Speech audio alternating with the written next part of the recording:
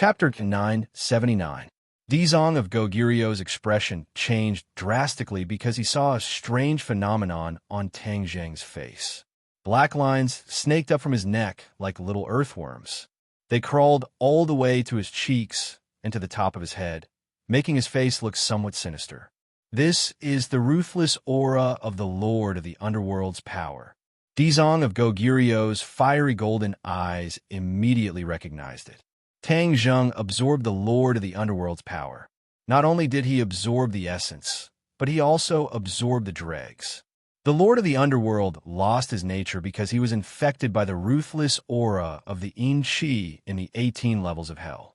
This ruthless aura was transmitted to Tang Zheng, so he might also lose his nature. Dizong of Goguryo was shocked. If Tang Zheng lost his nature, wouldn't the heavenly Tao's decree be useless? Of course, he couldn't sit by and do nothing. He shouted loudly, and when the Buddhist voice entered his ears, it was as if he was enlightened. Tang Zheng's body shook, and he opened his eyes.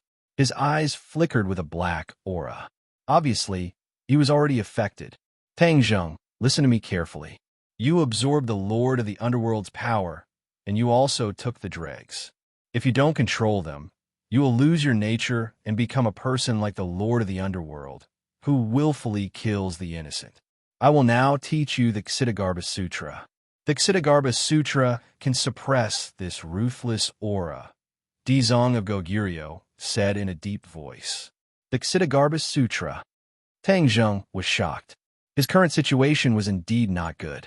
His power had risen by 3 levels, but the side effects that came with it were torturous. He realized that he had been too naive. The Lord of the Underworld power was not that easy to absorb. Just as he was at a loss, Dizong of Goguryo's actions were really timely, and it greatly improved his impression of him. Dizong of Goguryo was not only benevolent, but also generous to help him. He remembered this friendship in his heart. He did not stand on ceremony and immediately nodded to express his thanks. Dizong of Goguryo immediately imparted the Ksitigarbha Sutra to him. He recited a sutra that turned into huge golden Sanskrit characters that flew above Tang Zheng's head. With a flash of golden light, they entered his brain and were deeply imprinted in his mind. Tang Zheng suddenly found that there was an ancient scripture in his mind. Although every word of the scripture was in Sanskrit, he could understand the profound great Tao in it without any difficulty. Subconsciously, he began to chant. Although no golden Sanskrit words flew out of his mouth, the black aura in his eyes gradually dissipated, and his eyes returned to normal. The Ksitigarbha Sutra can help you subdue demons and devils. You need to recite it every day, and you will definitely have a deeper understanding of it, Dizong of Goguryo advised. Tang Zheng had seen the power of the Ksitigarbha Sutra and knew that this was an extremely powerful technique. He sincerely bowed to Dizong of Goguryo to express his gratitude. Dizong of Goguryo slightly nodded and said with gratification, "Your comprehension is excellent. I believe that the Ksitigarbha Sutra will be of great use in your hands." After a pause, Dizong of Goguryo suddenly asked, "What was that technique you used before?" It could actually resist the Netherworld King's Netherworld Ghost technique? Tang Zheng answered truthfully, "This technique is called the Sky Swallowing Technique. I obtained it by accident. Just now, I absorbed the Yama Seal, and the Yama Seal merged with the Sky Swallowing Technique, greatly increasing the power of the Sky Swallowing Technique." This was a situation that Tang Zheng did not expect. After the Yama Seal was sucked into the black hole, it did not disappear without a trace like other things. It actually merged with the black hole. This made Tang Zheng very surprised.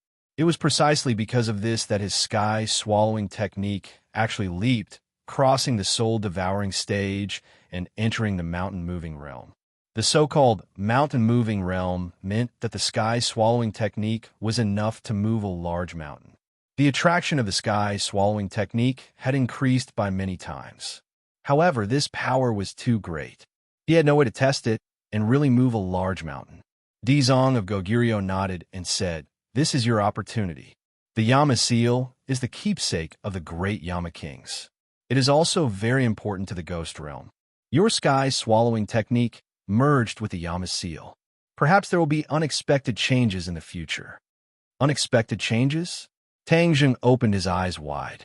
Even though Ksitigarbha Bodhisattva's understanding of the swallowing the heavens technique was limited, he had fiery eyes of truth.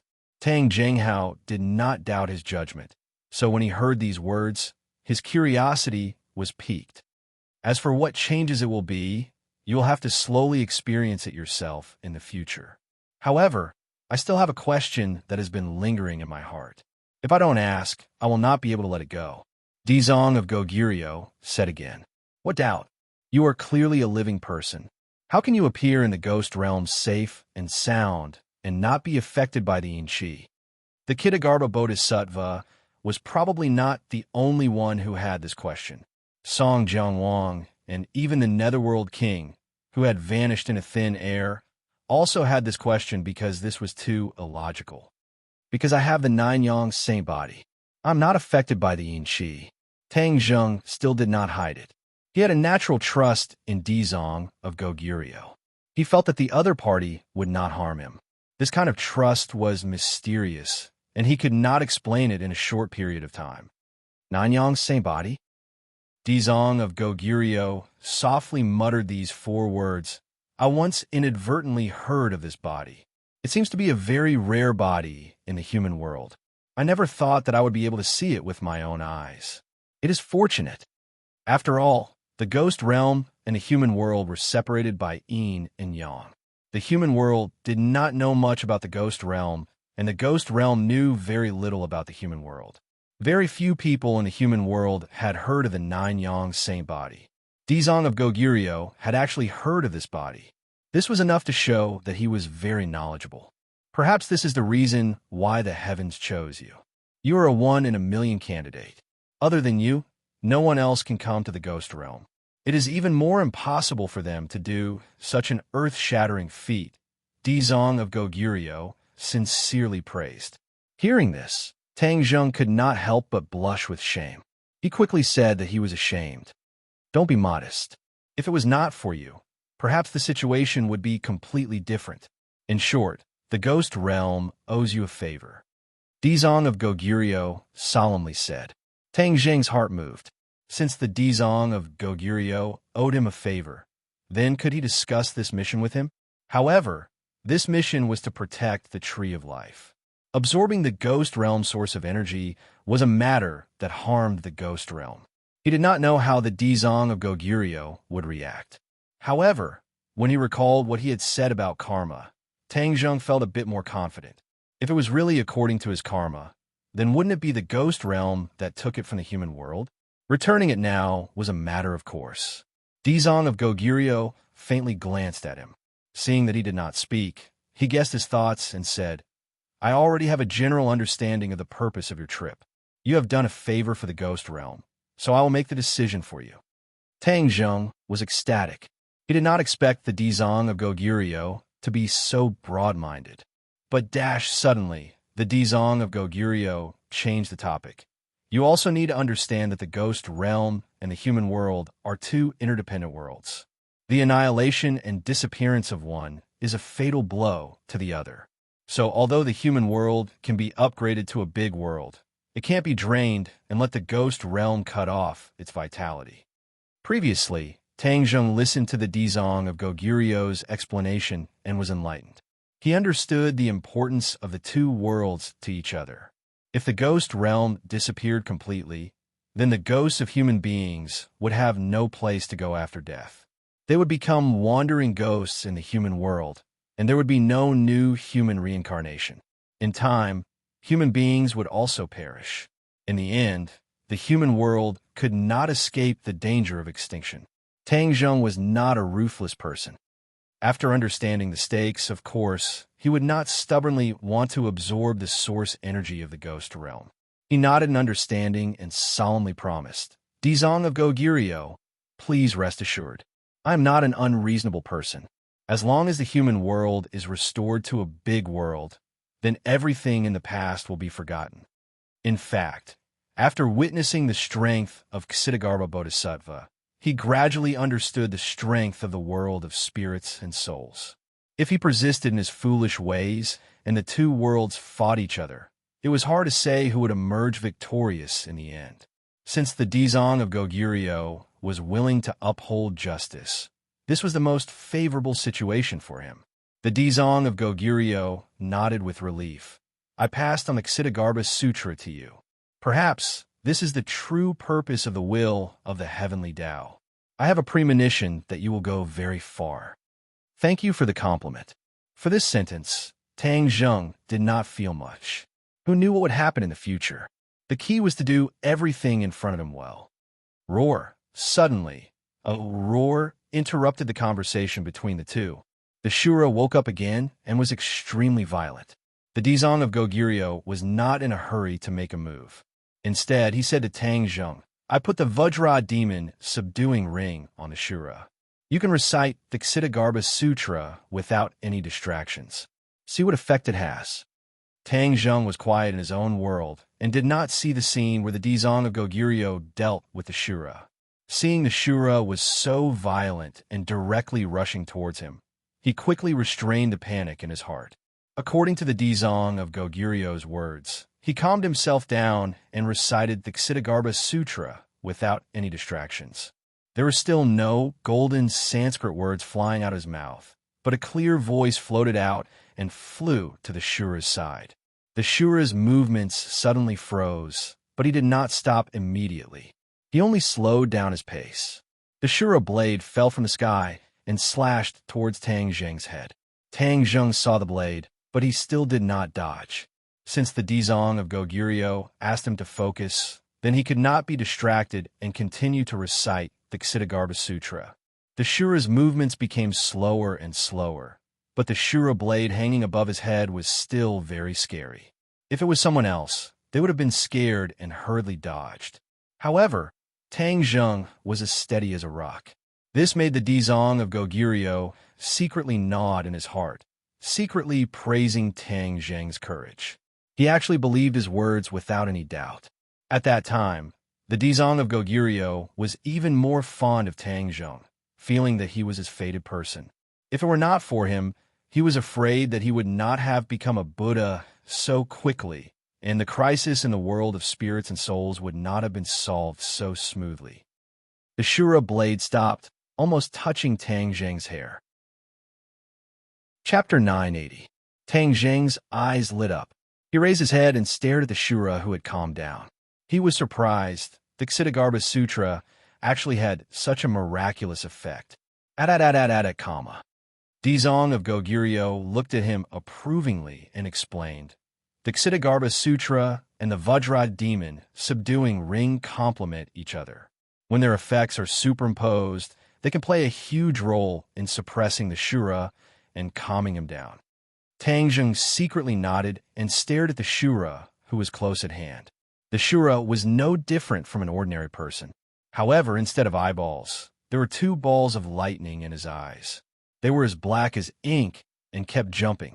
Could it be that every time the Shura goes crazy in the future, I have to chant the Ksitigarbha Sutra to suppress him? Tang Zheng asked curiously. Dizong of Goguryeo nodded. At present, the Shura's strength is very strong, and the ruthlessness in his heart is too strong. Therefore, in a very short time, he will break through the imprisonment of the Ksitigarbha Sutra and the Vajra demon subduing ring. We have to be on guard against him at all times. Once we discover that he shows signs of recovery, we have to chant the Ksitigarbha Sutra to suppress him. Tang Zheng suddenly understood and sighed. This is really a troublesome matter. How is it troublesome to save the world? Dizong of Goguryeo said indifferently. Hearing this, Tang Zheng felt ashamed and gave a thumbs up. Admirable. Suddenly, Dizong of Goguryeo had an idea. Why don't I keep the Shura by your side, and you can convert him at all times? This is also a good thing. What do you think? Keep the Shura by my side? Tang Zheng was shocked. This matter was really beyond his expectations. Compared to the Shura, the difference between his cultivation and the Shura was like heaven and earth. Wasn't this nonsense? Dizong of Goguryeo's expression was calm as he looked at Tang Zheng without blinking. He was actually serious. Dizong of Gogirio's action had a deep meaning. This was because once Azura was by Tang Zheng's side, he would have to chant the Ksitigarbha Sutra to Azura from time to suppress him. In time, Tang Zheng's understanding of the Ksitigarbha Sutra would definitely be extraordinary. Dizong of Goguryeo had great confidence in the Ksitigarbha Sutra that he had comprehended. He believed that once Tang Zheng recited the Ksitigarbha Sutra every day and felt the profound dharma in it, then Tang Zheng would definitely be like him, becoming a compassionate person who would help others. This was the quality that Dizong of Goguryeo valued the most. Therefore, he had really put in a lot of effort for Tang Zheng. Tang Zheng didn't know the reason, but he was shocked by Dizong of Goguryeo's suggestion. He asked blankly, "Dizong of Goguryeo, the Shura's strength is too strong. If you keep him by my side, isn't like keeping a tiger or wolf by a sheep's side." He was really too afraid of the Shura. This guy was a killing machine. If one day he couldn't suppress the Shura, then wouldn't he be in danger of being cut into pieces by the Shura? Dizong of Goguryeo laughed and explained, "You don't have to worry. The Ksitigarbha Sutra has an undeniable effect on the Shura. Once you become more proficient in the Ksitigarbha Sutra, it will become easier to suppress him. You succeeded the first time, so it's impossible for you to fail in the future. You don't have to be afraid." Seeing Dizong of Goguryeo make such a solemn vow, Tang Zheng didn't know whether to laugh or cry. "Is this really necessary?" Dizong of Goguryeo nodded. "I have too many things to do next, so it's impossible for me to take care of him all the time. If I'm careless, it'll be too bad for him to be seriously affected." "Tang Zheng, do you think I have the time?" Looking at the statue-like Shura in front of him, Tang Zheng couldn't refuse, so he simply made up his mind. "Since you want to give him to me, if I keep refusing, wouldn't I become a joke?" "Okay, I promise you I'll keep him. However, to be on the safe side, I can't keep him alive by my side. I'll put him into Sumera world." Tang Zheng compromised. Dizong of Goguryeo didn't care. As long as Tang Zheng kept him, then he had to suppress him. Naturally, he would need to recite the Ksitigarbha Sutra often. Over time, Tang Zheng's familiarity and recognition of the Ksitigarbha Sutra would be extraordinary. Dizong of Goguryeo revealed an unfathomable smile, as if relieved of a heavy burden. "Do as you wish, as long as you keep him." Tang Zheng waved his hand, and a ball of light burst out from his wrist. The Shura disappeared and was put into Sumera world. "Good magic treasure." Dizong of Goguryeo praised sincerely. A magic treasure that could store the Shura was definitely not simple. It was definitely a heaven-grade magic treasure. Tang Zheng seemed to be an ordinary person, but in fact, he had many unexpected magical powers and magic treasures. Although you've taken the Shura, you have to remember my advice. If you don't suppress him in time, then he may break through your storage magic treasure. At that time, you won't be able to guard against it. Dizong of Goguryeo instructed. "Understood. Please rest assured. Once the Shura makes the slightest move, I'll use the Ksitigarbha Sutra to suppress him. I won't let him harm the world." Tang Zheng patted his chest confidently. Dizong of Goguryeo nodded with gratification. His eyes looked into the distance and said, "This battle is huge. I'm afraid that after the ghost world was affected, it's already in chaos. Let's go out first." Since Dizong of Goguryeo made the decision, then Tang Zheng didn't have to worry about the other kings of hell. He didn't have to worry about the lords of hell agreeing. Dizong of Goguryeo's steps were like lotuses. Every step he took seemed to be a step, but the distance was very far. His speed was extremely fast. Tang Zheng stepped on the War Soul's sword and flew with the Imperial sword. He and Dizong of Goguryeo flew into the distance. Looking down from the sky, the 9 Serenities hell seemed to have experienced a nuclear explosion. It was a mess. Dizong of Goguryeo suddenly sighed faintly. Although the 9 Serenities hell no longer exists, the price we paid this time is quite high. Without destruction, there can be no construction. You don't have to care too much about it. Tang Zheng advised. All of this is the cycle of cause and effect. Dizong of Goguryeo shook his head. If the ghost world didn't absorb the origin energy of the human world, there wouldn't be the 18 levels of hell. the 9 serenities hell would still be a paradise suitable for cultivation. Naturally, there wouldn't be this scene now. Tang Zheng sighed inwardly. Perhaps the 10 kings of hell never dreamed that there would be such a day. This might really be the cycle of cause and effect. Hey, look over there. Suddenly, Tang Zheng's eyes widened in surprise as he pointed at the ruins below. Chakra City. Dizong of Goguryeo glanced and blurted out. Tang Zheng frowned. The last time he came to the ghost world, the first city he arrived at was Chakra City. It was from here that he arrived at Fengdu City through the teleportation array. Looking at the ruins now, he couldn't help but sigh. It's a sin. Dizong of Goguryeo put his palms together and lowered his head. He chanted the Ksitigarbha Sutra. One by one, the Sanskrit scriptures flew towards the ruins to expiate the souls of the dead. Wherever they passed, it became peaceful.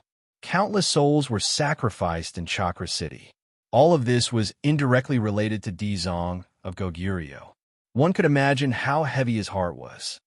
Since Chakra City has been destroyed, let's go directly to Fengdu City. Dizong of Goguryeo finished expiating the souls of the dead. The ghost world is vast. If we fly like this, we don't know how long it will take to reach Fengdu City. Tang Zheng was worried. Dizong of Goguryeo smiled. Of course we will go to Fengdu City through the teleportation array. Teleportation array? Tang Zheng lowered his head and looked at the ruins below. He couldn't see the original appearance at all. The teleportation array was long gone. How could it be teleported to Fengdu City? The teleportation array has been destroyed. Most of the teleportation array has been destroyed, but it can be rearranged. Ksitigarbha waved his arm downwards, and the originally scattered ruins began to move. Sand and pebbles flew everywhere, revealing the huge square floor. The ruins in all directions were actually combined together by a strange force. After a while, Tang Zheng discovered that there was a square below. It was exactly the same as the teleportation array square he saw before.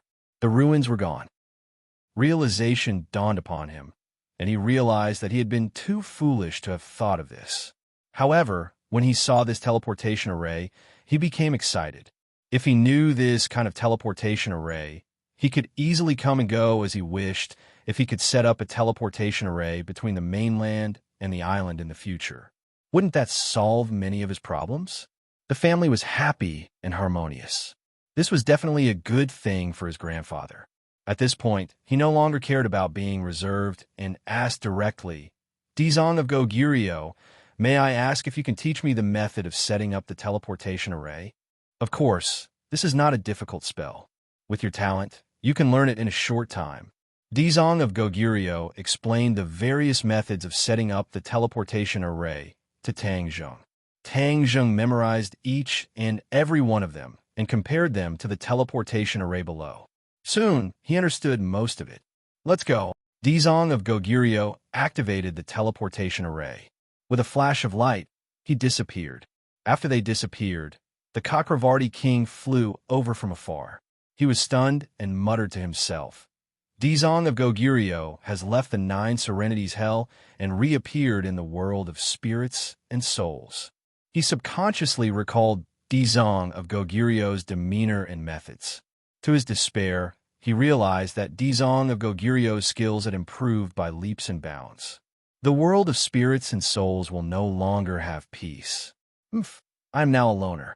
The other kings of hell must be waiting to see me make a fool of myself. Now that Dizong of Goguryeo has reappeared in the world of spirits and souls, let's see if they still have the time to laugh at me. He could not help but feel lucky. If it was not for Dizong of Goguryeo, he would have been the target of ridicule for a long time. The Chakravarti king thought about it and recalled the person beside Dizong of Goguryeo. Strange, this was a living person. He had seen a living person before, but that person had fallen into the river Styx, and his soul had long dissipated. However, the Chakravarti king still remembered the magical equipment used by that person, especially that set of bow and arrows. The king of hell had only obtained 1 arrow and kept it like a treasure. No one could take a second look at it. The Chakravarti king wished that he could have such a magical equipment. That way, his combat power would definitely soar. Why would Dizong of Goguryeo be with a living person? There must be something fishy. The Chakravarti king's eyes turned solemn. He squinted his eyes like a sly old fox. They must have left in such a hurry. Something big must have happened. If I don't catch up with them, wouldn't it be a huge loss? Chapter 981.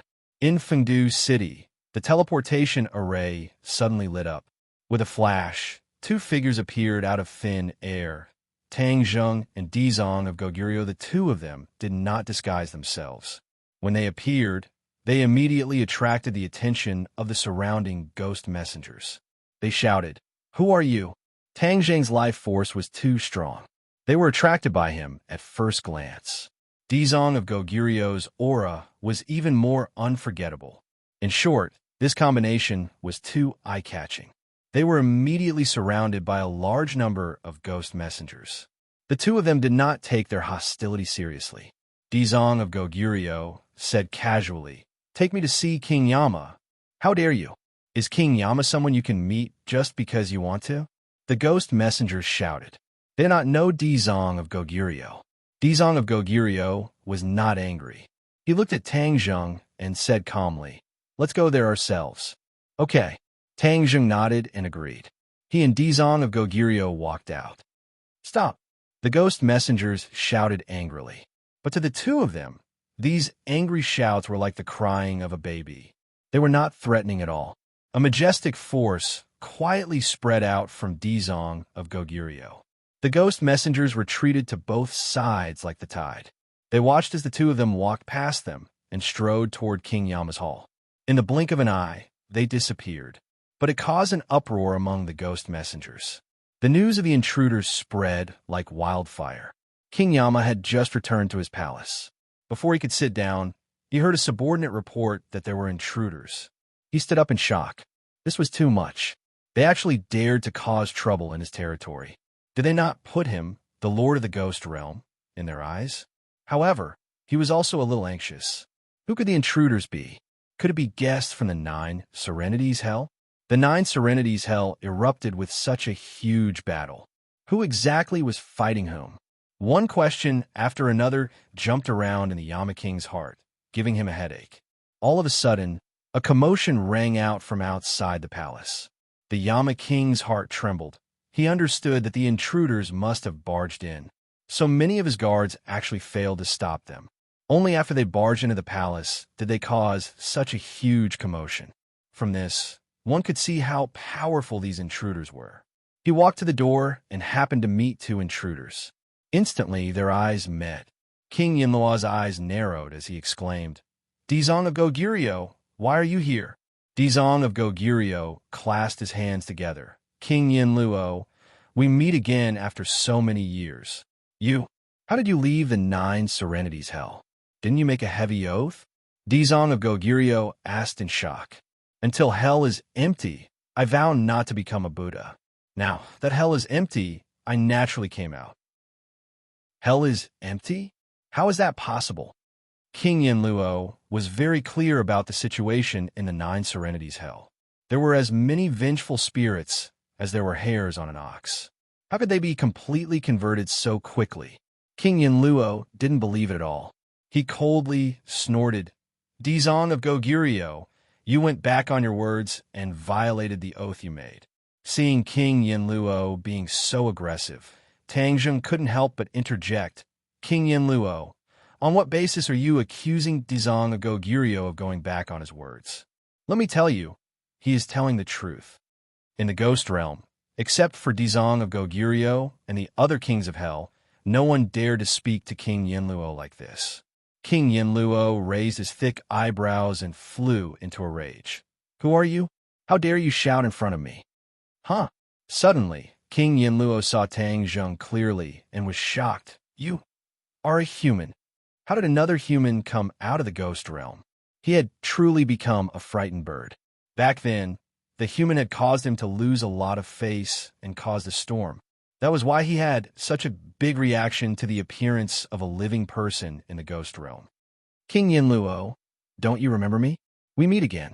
With Dizong of Goguryeo by his side, Tang Zheng directly revealed his identity. King Yinluo was stunned for a moment. He stared straight at Tang Zheng, then suddenly reacted and shouted, "It's you. It's actually you. You didn't die?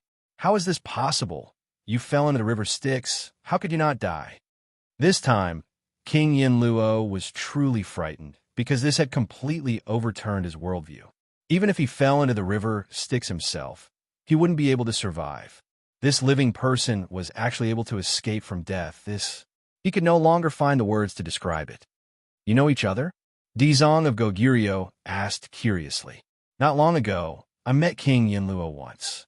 I left one of my magic treasures with him. I believe King Yinluo should have kept it. Now, it should be returned to its rightful owner." Tang Zheng revealed his identity in order to retrieve the shooting sun arrow that he had lost. Once he retrieved this shooting sun arrow, he would have collected 9 shooting sun arrows, which could be considered as fulfilling one of his wishes. King Yinluo's heart tightened and said, "Nonsense, why would I want your thing? It must have been lost in some corner long ago." In fact, King Yinluo had already studied the shooting sun arrow and understood that it was a rare magic treasure. He had always kept it in his heart. How could he return it to its rightful owner? Seeing his intense reaction, Tang Zheng was instead certain that the shooting sun arrow must be in his hands. So he said, "King Yinluo, as the head of the 10 kings of hell, your lying ability is not very good. Far worse than King Songjiang." "You have met King Songjiang?" "Yes, King Songjiang went to the 9 Serenities hell, so he must have met you." "Is he plotting some scheme again?" King Yinluo asked, as if he was facing a great enemy. "I don't know what King Songjiang is thinking. I only want my shooting sun arrow back." What if I don't give it to you?" Since his thoughts were seen through, King Yinluo no longer denied it, and instead arrogantly asked. Back then, he was able to force Tang Zheng to jump into the river Styx, so he was still confident that he could deal with him now. Moreover, he wouldn't let him escape so easily. Tang Zheng didn't say anything, but Dizong of Goguryeo had already taken the initiative. "King Yinluo, you're the head of the 10 kings of hell. What is the meaning of bullying a junior?" King Yinluo's heart trembled and said, "Dizong of Goguryeo, could it be that you want to stand up for him? He is a human." "So what if he is a human? All living beings are equal." Dizong of Goguryeo, this is Fengdu City, the Yama Palace. If you want to stand up for a human, aren't you looking down on my Fengdu City too much? King Yinluo suppressed his anger and berated. Dizong of Goguryeo was unmoved and said indifferently, "What we want is not just a magic treasure.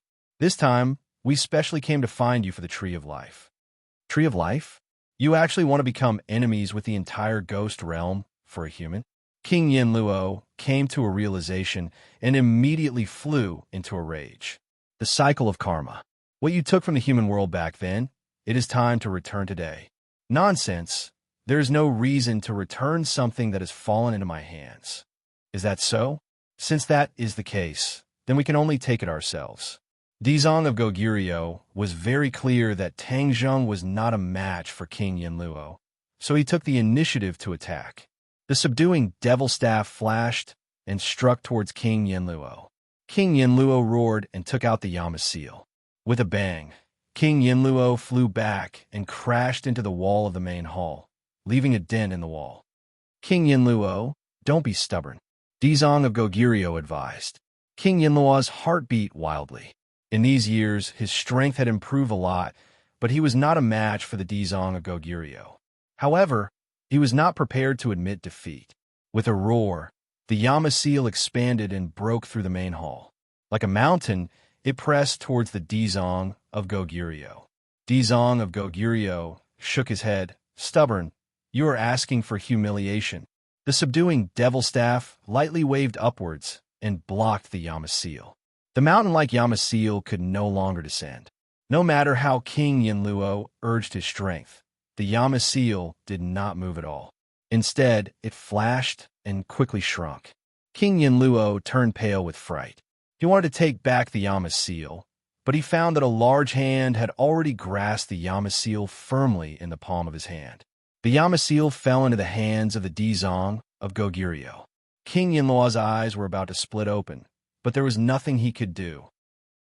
He felt a deep sense of powerlessness. He glared at the Dizong of Goguryeo and Tang Zheng with resentment. Gnashing his teeth, Dizong of Goguryeo, you are helping outsiders. This is making the entire ghost realm your enemy. Don't think that you can do whatever you want just because your cultivation is high. Dizong of Goguryeo shook his head. I have never bullied others with strength. As for Tang Zheng's request, it is a reasonable request. Humans and the ghost realm rely on each other for survival. Why must we fight to the death? Since ancient times, the two worlds have been living in harmony. Ever since you guys absorbed the energy of the human world, the ghost realm has been in trouble.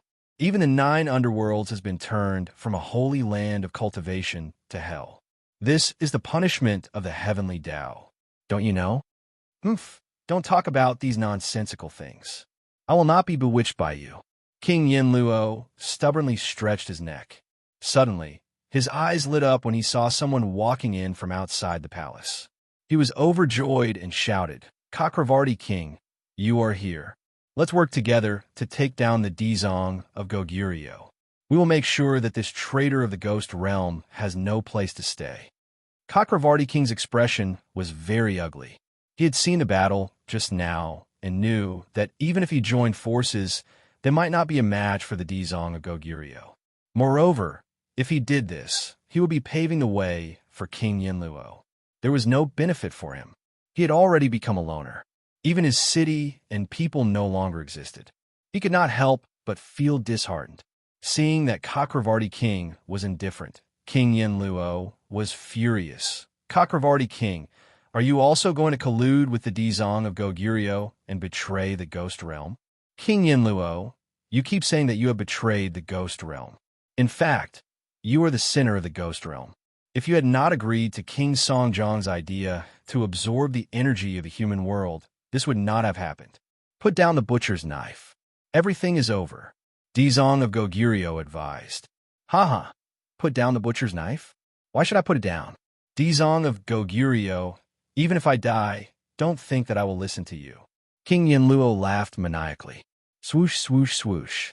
At this moment, a few figures suddenly flew in from outside the palace. They were the remaining 8 kings of hell. King Yinluo's eyes lit up as he was overjoyed. Dizong of Goguryeo, you should be the one listening to me now. You are already surrounded. Let's see how you're going to act arrogantly. Chapter 982. The 10 kings of hell blocked the entrance of the main hall, surrounding Dizong of Goguryeo and Tang Zheng. However, after hearing King Yinluo's words, the other kings of hell didn't react with righteous indignation. Instead, they looked at Dizong of Goguryeo and Tang Zheng apprehensively, their eyes filled with thought-provoking expressions. Especially Dizong of Goguryeo, who attracted most of the attention. It turned out that Song Jianwang had already been caught by the other kings of hell outside and asked clearly. Regarding what happened in the 9 Serenities hell, these kings of hell already had a rough understanding of it. They couldn't help but be deeply shocked by Dizong of Goguryeo's strength. At the same time, a deep sense of powerlessness was born, so naturally they didn't dare to act rashly. Now that they saw King Yinluo unable to resist Dizong of Goguryeo, they were flustered and exasperated. How could they still listen to King Yinluo's instigation and become enemies with Dizong of Goguryeo? Seeing that everyone was indifferent, King Yinluo was stunned for a moment, then flew into a rage. What are you all doing? Dizong of Goguryeo betrayed the ghost realm and colluded with this human. The evidence is conclusive. We must get rid of him as soon as possible. Song Jianwang stood out and said, King Yinluo, back then you instigated everyone to become enemies with Dizong of Goguryeo and trapped Dizong of Goguryeo in the 9 Serenities hell. Now you're still bewitching people like this. Do you think everyone will still listen to your bewitchment? Song Jianwang had already thought it through very clearly. Even if he joined forces with the 10 kings of hell, he might not be a match for Dizong of Goguryeo. Therefore, it was better not to stubbornly persist in going down the wrong path and become enemies with Dizong of Goguryeo. His current plan was to win the favor of Dizong of Goguryeo and take advantage of the fact that King Yenluo was still in the dark to ruthlessly suppress him and weaken his prestige. As for Dizong of Goguryeo's objective, Song Jianwang was still unclear. However, he had already made up his mind to stand firmly on King Yenluo's side. Hearing Song Jianwang's words, King Yama's eyes widened in disbelief. Although the two of them had fought openly and secretly in the past, Song Jianwang still didn't dare to confront him so recklessly. Could it be that Song Jianwang had also colluded with Dizong of Goguryeo? King Yama was shocked by this judgment. Song Jianwang was already a huge threat to him. Now that he had a strong ally like King Yenluo, he was no longer a match for them. No wonder Song Jianwang was so fearless. King Yama thought that he had instantly understood the cause and effect, and his expression was extremely ugly. Do you all listen to Song Jianwang? Seeing that the other kings of hell didn't say a word, King Yama asked indignantly. A few kings of hell who were familiar with King Yama hesitated for a moment before advising. King Yama, don't be angry. This matter needs further consideration. How could Dizong of Goguryeo betray the Ghost Realm? Don't you think so? King Yama didn't buy this kind of behavior. Instead, he was furious. These guys usually flattered him, but at this critical moment, they actually dropped the ball. This was a blatant betrayal. As the head of the 10 kings of hell, King Yama usually kept his word. Other than Song Jianwang, who occasionally challenged his dignity, no one else dared to. Now, these kings of hell actually obeyed him. How could he not be angry? You guys are doing this on purpose, right? Good, very good. This is Fengdu City's Yama Palace, my territory. I have a final say. You guys want to take advantage of your numbers to deal with me? You guys are too naive. King Yama had already lost his mind. Song Jianwang's lips curled into a smug smile. King Yama's thoughts and shrewdness were not as deep as his. After being provoked and squeezed, he was finally about to explode. King Yama roared and launched an attack. However, he didn't attack Dizong of Goguryeo. Instead, he attacked Tang Zheng. Tang Zheng was the root of all the problems. Moreover, he had let him escape last time, causing King Yama to lose face. Therefore, he wanted to take the opportunity to kill Tang Zheng. No one expected that he would sneak attack Tang Zheng as King Yama. Even the Dizong of Goguryeo and Tang Zheng didn't expect this.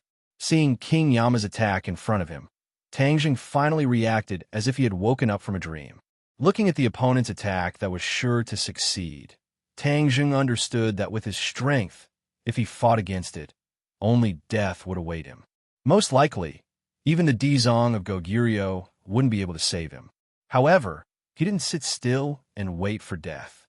Instead, a meaningful smile appeared on his face. With a thought, a figure appeared in front of him, blocking King Yama's attack. Bang! King Yama struck his opponent. However, his opponent only staggered a few steps back. He didn't fall, nor did he suffer any serious injuries. Instead, as if enraged, he roared toward the sky.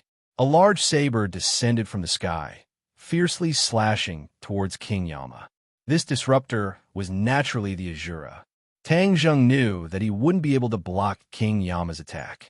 Coincidentally, he sensed that the Azura in Sumru World was about to break through the suppression. Thus, he directly released Sumru World, blocking King Yama's attack. The Azura had an undying body. Although King Yama's attack was very fierce, it couldn't kill him. Instead, it completely enraged him. Hua! The Azura's saber was extremely ferocious. With a single slash, it severed one of King Yama's arms. Even King Yama himself didn't have time to react. This was because the Azura's attack was too fierce and sharp. The other kings of hell were also shocked by this scene. In the blink of an eye, King Yama had lost an arm. This was too inconceivable. Who was this guy? How could he have such powerful battle prowess? He was clearly summoned by that human. How could this human have such a mystical power? In fact, even Song Jianwang's eyes were about to pop out of their sockets.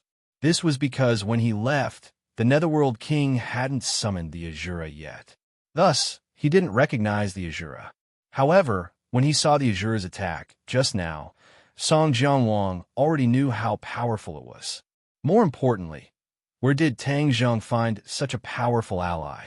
During the previous battle, why didn't Tang Zheng summon such a powerful ally? One question after another circled in Song Jianwang's mind, causing him to be at a loss. Dizong of Goguryeo initially wanted to stop him, but he stopped at the last moment. Without a doubt, Tang Zheng's ability to adapt to the situation was at the peak of perfection. If he hadn't summoned the Azura, then even if he resisted, he would definitely have suffered a great loss. However, now that he was unscathed, he resolved this crisis. This courage and adaptability made Dizong of Goguryeo praise him endlessly. Everyone was attracted by the battle between the Azura and King Yama. No one dared to interfere. In fact, they didn't even dare to breathe too heavily, afraid that they would miss the exciting part. King Yama sucked in a breath of cold air as he cursed angrily. "What the hell is this?" "Azura," Tang Zheng said softly. However, these two words were like a clap of thunder that exploded among the kings of hell. Azuras were legendary existences. Who would have thought that they would be controlled by a mere human? The shock and horror in their hearts was unimaginable. Dizong of Goguryeo also guessed everyone's thoughts, but he didn't point out the origin of the Azura. Tang Zheng didn't care about what the others were thinking. He only paid attention to the Azura. After seeing that he didn't stop after cutting off King Yama's arm, he chased after him. The Azura blade directly slashed towards King Yama's head, as if he wanted to split him in half. King Yama couldn't care less about the pain and the monstrous anger in his heart. He took advantage of the momentum and rolled, miserably dodging the attack. Bang! The Azura blade slashed the floor, and a crack spread in all directions. A huge ravine appeared in the Yama Palace. Merely a single strike possessed such might, and it caused the hearts of the other kings of hell to tremble like cicadas in winter. They subconsciously switched places with the king of hell, and they couldn't help but notice with sorrow that they were probably unable to dodge that strike from before and were directly slashed into two. This conclusion made them feel a deep sense of helplessness, but they still stared at the Azura with wide eyes, wanting to know more about him. King Yama fled in a sorry state like a stray dog. From left to right, from bottom to top, there was no place to hide in this huge palace, and there was no safe place to protect him. He was completely exposed to the Azura's pursuit. "King Yama, now do you agree to return my shooting sun arrows to me?" Tang Zheng calmly asked. No." King Yanluo gasped for breath and said. Tang Zheng didn't mind. He faintly smiled and said, "Fine, I'm not in a hurry. However, if you die later, then don't blame me for not warning you." King Yama gnashed his teeth in hatred, but he couldn't do anything about Tang Zheng's words. He really couldn't understand why the Azura would listen to the words of a human. However, he didn't know that if he hadn't attacked the Azura earlier, the Azura's attention would have been attracted by others, and he wouldn't have been chasing after him like this. King Yama almost died under the Azura's blade several times. Although he was lucky enough to survive, there were many more wounds on his body. It was a ghastly sight. The hearts of the other kings of hell trembled as they saw this. They directly listed Tang Zheng as one of the most dangerous people. Later on, if Tang Zheng had any requests, as long as it didn't endanger their lives, they shouldn't act recklessly. Otherwise, the King Yama's fate would be a lesson for them. Tang Zheng didn't know that his unintentional action had such an effect. He stared at King Yama without blinking. Suddenly, the blade flashed, and one of King Yama's legs flew up. The Azura's attack was fast, accurate, and directly removed the leg. King Yama immediately staggered and fell to the ground, unable to escape the Azura's attack. Whoosh! The Azura's blade came crashing down, as if it wanted to chop off King Yama's head. King Yama screamed in fright. Facing death, he finally couldn't maintain his calm and dignity. His reaction was similar to that of an ordinary person. Suddenly, the sound of chanting scriptures rang in his ears. The Azura's blade actually stopped above his head, as if his head wouldn't be saved if it went any lower. King Yama raised his head in shock. He looked at the Azura's blade that was inches away from him, and then looked at the Azura's face that gradually turned from malevolent to calm. A storm rose in his heart. Even in his dreams, he couldn't figure out what was going on. Chapter 983. The other kings of hell were also shocked by this unforeseen event. They all stared at Tang Zheng with their eyes wide open. A human being was actually able to control such a terrifying existence like the Azura. This was truly a fantasy, but the scene in front of them was so real that they couldn't deny it. Immediately, their gazes towards Tang Zheng became very complicated. The raging waves in their hearts couldn't be calmed down for a long time. After Tang Zheng finished reciting the Ksitigarbha Sutra, the Azura completely quieted down. With a wave of Tang Zheng's hand, the Azura disappeared without a trace. Then, he walked in front of King Yinluo, looked down at him, and said, "Are you going to make a meaningless resistance?" King Yinluo shook his head like a stray dog. "Give me back my son shooting arrows." Tang Zheng shouted. King Yinluo completely lost his temper. He submissively handed over the son shooting arrows with both hands. Looking at the last son shooting arrow, Tang Zheng's gaze became excited. He took the sun shooting arrow and, with a thought, stored it in Sumera World. Finally, the corner of his mouth revealed a smile. He looked at King Yinluo in ridicule and said, "If you had handed it over earlier, wouldn't it have been better? Why did you have to cause so much trouble?" King Yinluo was so angry that he almost vomited blood, but he didn't dare to say anything. He lowered his head deeply. This time, he really lost face. He lost an arm and a leg. His strength would definitely be greatly reduced. Even if he didn't die, what awaited him in the future wouldn't be a bright future. The other kings of hell looked at Tang Zheng with burning eyes, guessing what he would do next. Unexpectedly, Tang Zheng took a step back and didn't continue to be aggressive. Everyone was incomparably surprised. They didn't expect him to actually retreat. Dizong of Goguryeo said, "King Yinluo, now that you are seriously injured, if you persist in going about things the wrong way, I'm afraid the consequences will be even more serious."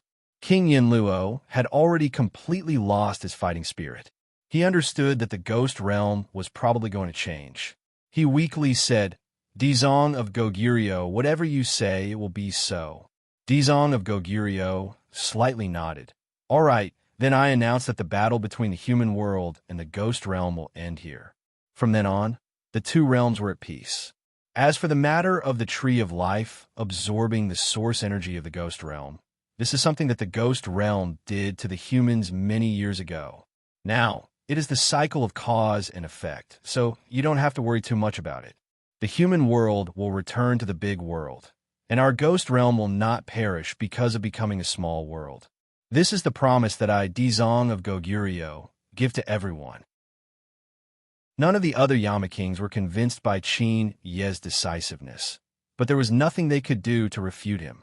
Song Jianwang was the first to agree. Dizong of Goguryeo is right. I support him unconditionally. King Yama looked at Song Jianwang with disdain. The other kings of hell also nodded in agreement, and the King Yinluo could only dejectedly agree. Looking at this scene, Tang Zheng heaved a sigh of relief. This was already an excellent result. He didn't dare to ask for more. He looked at Dizong of Goguryeo gratefully. Dizong of Goguryeo nodded at him without batting an eyelid and said, "Tang Zheng, are you satisfied with this result?" Dizong of Goguryeo actually asked for Tang Zheng's opinion. This made the other kings of hell's expressions become even more interesting. Tang Zheng's weight subconsciously increased in their hearts. "Everything will be as Dizong of Goguryeo says," Tang Zheng said respectfully. Dizong of Goguryeo nodded in approval. "Since that is the case, then everything is settled." Even so, the hearts of the other Yama kings did not relax. This was especially so for the Yama king. He looked at the Ksitigarbha Bodhisattva with a pitiful expression. As long as the Ksitigarbha Bodhisattva gave the word, his life and death would be decided. Tang Zheng, King Yinluo, committed a crime in the past, but now his arms and legs are all damaged. How do you think we should deal with him? Dizong of Goguryeo asked. Tang Zheng was stunned. He didn't expect the Dizong of Goguryeo to ask him how to deal with King Yinluo. He looked deeply at King Yinluo and fell in a deep thought. The other kings of Hell's hearts were in suspense. They all guessed that King Yinluo wouldn't be able to escape death. Even King Yinluo himself turned pale and trembled. After a long time, Tang Zheng said, "Humans are not saints. How can I not make mistakes? King Yinluo is the same. I think he should have a chance to turn over a new leaf." These words were like coming back from the jaws of death. The haze in King Yinluo's heart was swept away. He couldn't help but look at Tang Zheng with tears of gratitude. Although King Yinluo had a lot of grievances in his heart, at this moment, he was sincerely grateful to Tang Zheng. King Yinluo was very clear about the other kings of Hell's thoughts. The kings of Hell were always fighting openly and secretly. They couldn't wait for their opponents to fall. King Yinluo was the first to bear the brunt and became the target of the others. In addition, he was seriously injured. It was difficult for him to maintain his position as the leader of the 10 kings of Hell. Tang Zheng could have taken his life, but in the end, he let him go. This caused King Yinluo to have mixed feelings. In fact, Tang Zheng's thoughts were very simple. It was impossible to kill all the 10 kings of Hell. Song Jianwang had many tricks up his sleeve. If he killed King Yinluo, Song Jianwang's strength would definitely increase. This was definitely not something that Tang Zheng wanted to see. By leaving King Yinluo, he could restrain Song Jianwang. Moreover, if he left a rift in the ghost world would be too busy to fend for themselves. This way, even without the Dizong of Goguryeo, the human world would be much more peaceful. The others didn't know what he was thinking. They all raised their thumbs and praised Tang Zheng's kindness. Dizong of Goguryeo also nodded secretly. He deliberately threw this question to Tang Zheng with the intention of testing him. Tang Zheng's answer satisfied him. This was the kind of person who cultivated the Ksiddhagarbha Sutra. He was merciful. He didn't make the wrong choice. The other kings of Hell felt that it was a pity, especially Song Jianwang. Leaving a future threat like King Yinluo was definitely not a good thing for him.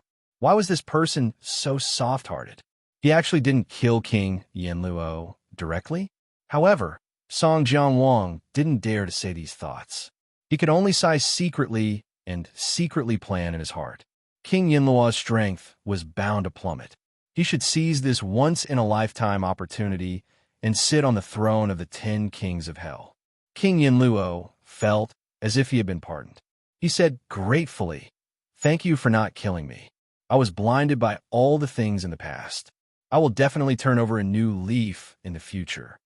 Tang Zheng nodded lightly. Since he had achieved his goal, he didn't want to stay any longer. He was afraid that his family would worry about his safety. "I'll send you off," Dizong of Goguryeo said. The other kings of Hell also wanted to send him off. They wanted to build a good relationship with Tang Zheng. They also wanted to find out the true relationship between him and the Dizong of Goguryeo. There was no doubt that due to the existence of the Dizong of Goguryeo, Tang Zheng could almost do whatever he wanted in the ghost realm. No one dared to provoke him. The 10 kings of Hell firmly remembered Tang Zheng's appearance. When they returned, they were bound to remind their subordinates that if they met this person in the future, they must be respectful and respectful. It was best to keep a respectful distance and not offend him in the slightest. On the city wall of Fengdu City, the cold wind whistled. Tang Zheng and the Dizong of Goguryeo stood on the city wall and looked down at the sticks below. The kings of Hell stood in the distance. They wanted to hear the conversation between the two, but they couldn't hear a single word. Looking at the sticks below, Tang Zheng subconsciously thought of the time when he fell down and almost lost his life here. He couldn't help but sigh.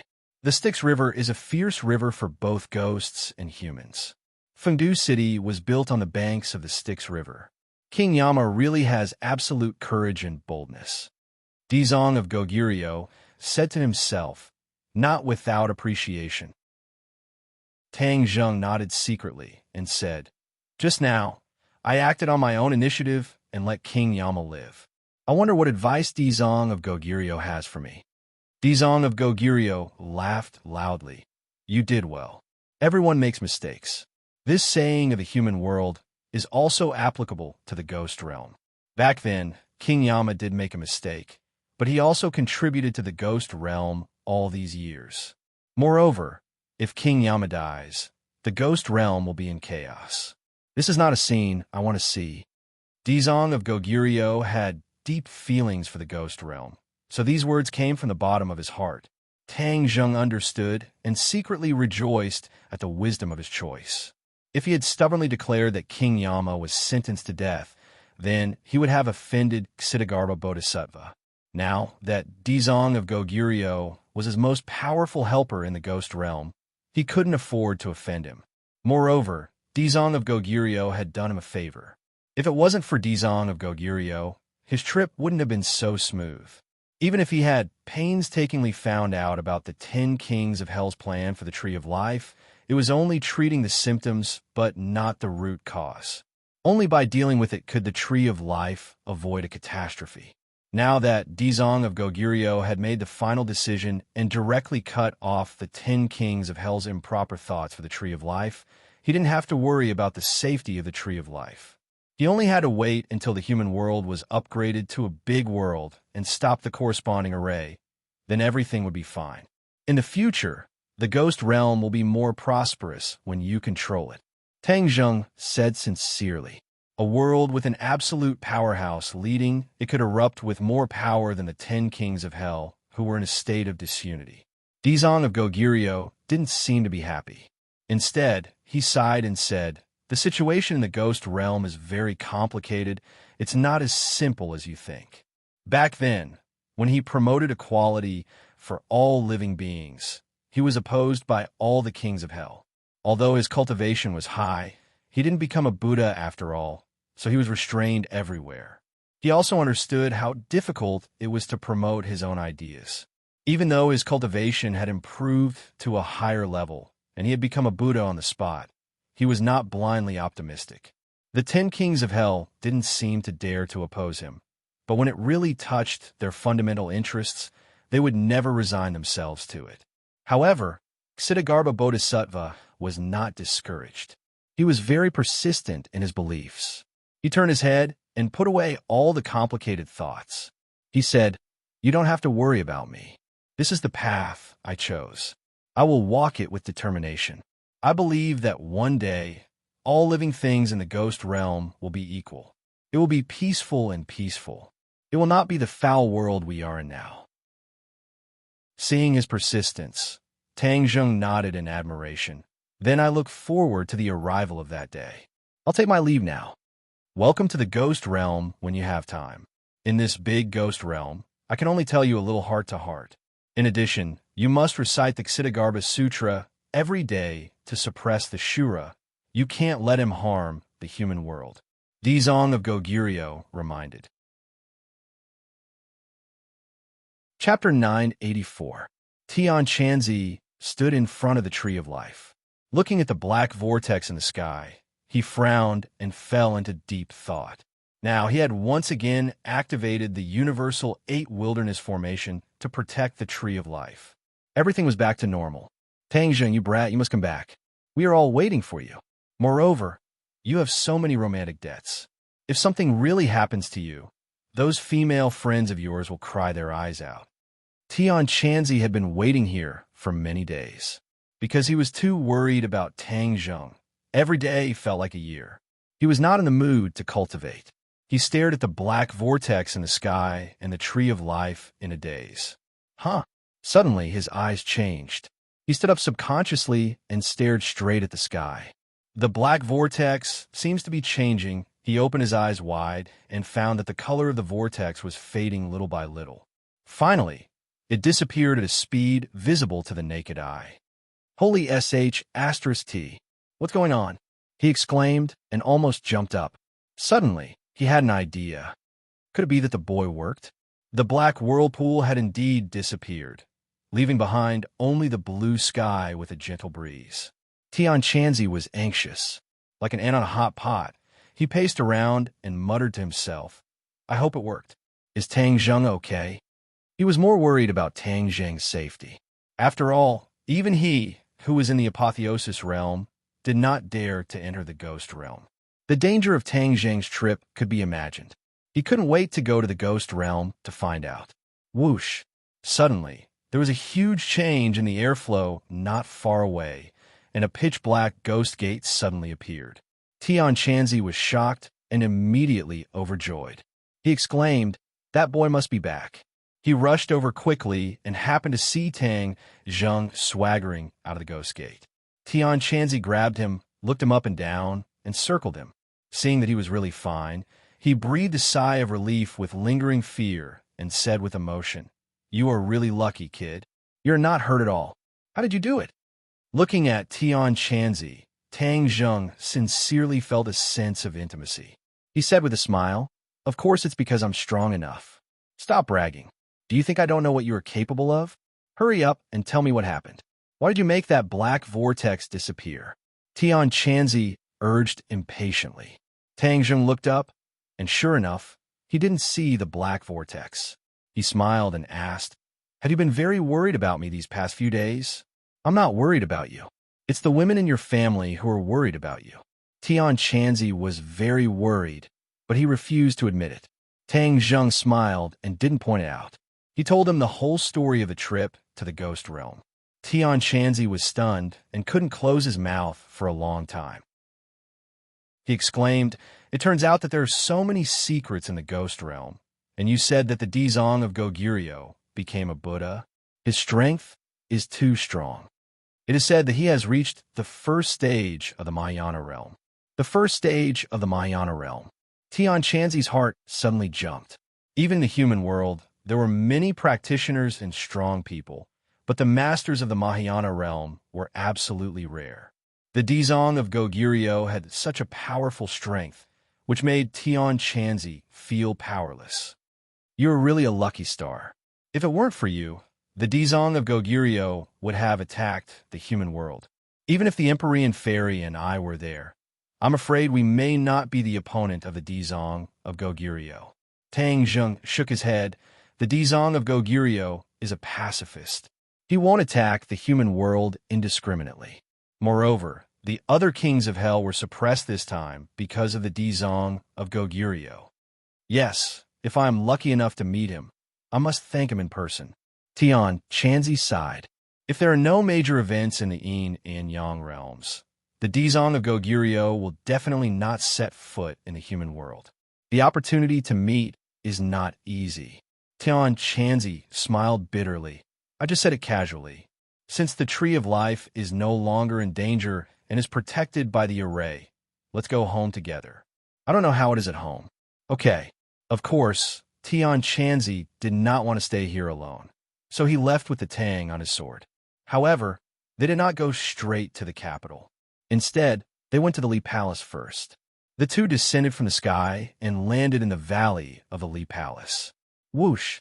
Whoosh! A series of figures rushed in from all directions. In the blink of an eye, the two were surrounded. At first, Li Xiaotian stayed in the Li Palace alone and tried to subdue the disciples of the Li Palace. Later, Granny Li escaped. In order to prevent her from sneaking back to the Li Palace, Tang Zheng sent Wu Junshan and a few others to help Li Xiaotian. He did not know how the situation was now. When he saw a group of Li Palace disciples surrounding him, Tang Zheng did not have time to make a move before someone in the crowd recognized him. "It's you. Everyone calm down. It's not an enemy." Hearing this, the tense atmosphere immediately eased. Tang Zheng breathed a sigh of relief. It seemed that the thing he was most worried about did not happen. Li Xiaoyan's methods were truly exceptional. He had probably already subdued the Li Palace. The crowd dispersed, and a person majestically walked over. Taking a closer look, it was actually Li Xiaotian. Compared to before, she had a more severe aura. The other disciples of the Li Palace all bowed to her respectfully. Seeing this scene, one could understand the prestige Li Xiaotian held in their hearts. When Li Xiaotian saw Tang Zheng, her cold face immediately blossomed into a smile. She quickened her steps and arrived in front of him. She could not help but grab his hand and say, "You've finally returned." Li Xiaotian had also heard about Tang Zheng's trip to the ghost realm. She did not approve of his risky actions. Now that she saw him standing in front of her safe and sound, A heartfelt joy spread out from within her. Tang Zheng was grabbed by her soft and jade-like hand. A strange feeling flashed through his heart. He could not help but be infected by her smile. He asked, "Are you well?" Li Xiaotian smiled sweetly. "I'm very well. What about you? Do I look like I'm not well? Let's go inside to talk." Li Xiaotian invited him. Then she turned around and ordered the others, "You can all disperse." "Yes, holy maiden." The others respectfully withdrew. Li Xiaotian personally led Tang Zheng and Tian Chanzi into the highest room. This room was some distance away from the other buildings. Its layout was completely different. Just by looking at it from the outside, one could feel an extraordinary aura. After entering, Tang Zheng was attracted by the elegant furnishings. However, this room did not seem to be for a woman to live in. On the contrary, it seemed very masculine. There were no men in the Li Palace, which made Tang Zheng rather surprised. Whose room is this?" Tang Zheng curiously asked. Li Xiaotian beamed and said, "I specially prepared this room for you. It's the best room in the Li Palace." "Prepared for me?" Tang Zheng pointed at his nose, incomparably flabbergasted. Li Xiaotian nodded. "Now that you are the new master of the Li Palace, this room can serve as a foil to your status." "The new master of the Li Palace?" Tang Zheng was confused. He suddenly remembered that he did not see Wu Junshan and the others. He hurriedly asked, "Just what is going on? Where are Wu and the others?" "They just left yesterday and returned to the capital. As for why you're the master of the Li Palace, haha, this is what I promised before. I will help you subdue the Li Palace." Li Xiaotian was like a child asking for credit. Her words were filled with joy. Tang Zheng was flabbergasted. He asked, "How did you do it in such a short amount of time?" Li Xiaotian proudly raised her neck and said, "How did I do it? You don't need to ask. In any case, the entire Li Palace will respect you as the master. We have already firmly grasped the Li Palace in our hands." Tian Chanzi also felt that it was inconceivable. This woman was a spirit of 100 changes and was most adept at catching people off guard. This time, he also could not figure out how she did it. He could not help but look her up and down. He thought that Tang Zheng leaving her life was really a wise decision. Her martial arts could not be considered the highest, but her ability was absolutely unparalleled. Even Mu Hongyan, this kind of outstanding business talent, might not be able to compare to her. This subduing of the Li Palace was enough to prove that although she had lost her memory, she did not lose her ability. Many things must have happened in this period of time. Tang Zheng's heart moved. He understood that the matter was definitely not as simple as she downplayed it. Seeing Tang Zheng looking at her with a burning gaze, Li Xiaotian muttered, "Something did happen." Granny Li came back.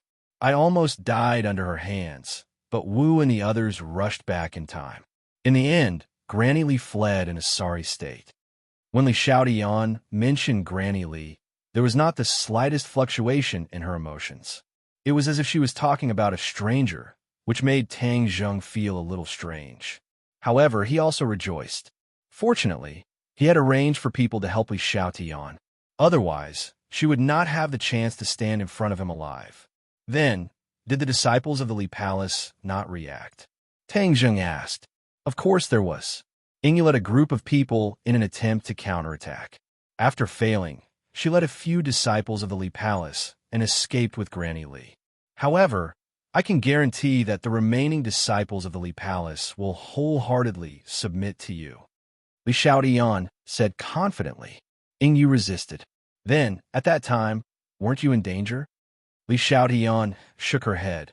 I had already made preparations, because sooner or later, she would have rebelled against me. It's just that it was a little early, so she wouldn't be able to stir up any big waves. Are you always as confident? Am I?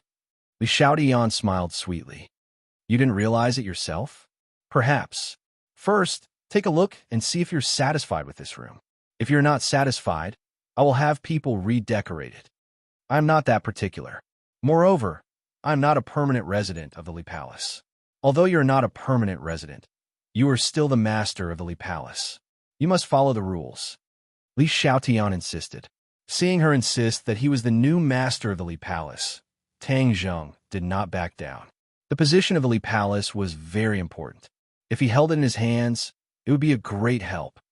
All right, I will do as you say. That night, Tang Zheng stayed in the room. In the dead of night, there was a knock on the door. Who? It's me. Opening the door, he saw Li Xiaotian standing gracefully outside. The night wind blew her skirt, revealing 2 slender jade legs. Under the illumination of the light, they were very eye-catching. It's so late. What's the matter? Tang Zheng asked curiously. Actually, I have another matter to report to you. Why didn't you say it during the day? This is a matter of the Li Palace. It's best if other people do not know. She was clearly guarding against Tian Chanzi. Chapter 985. In the dead of night, a single man and woman were in the same room.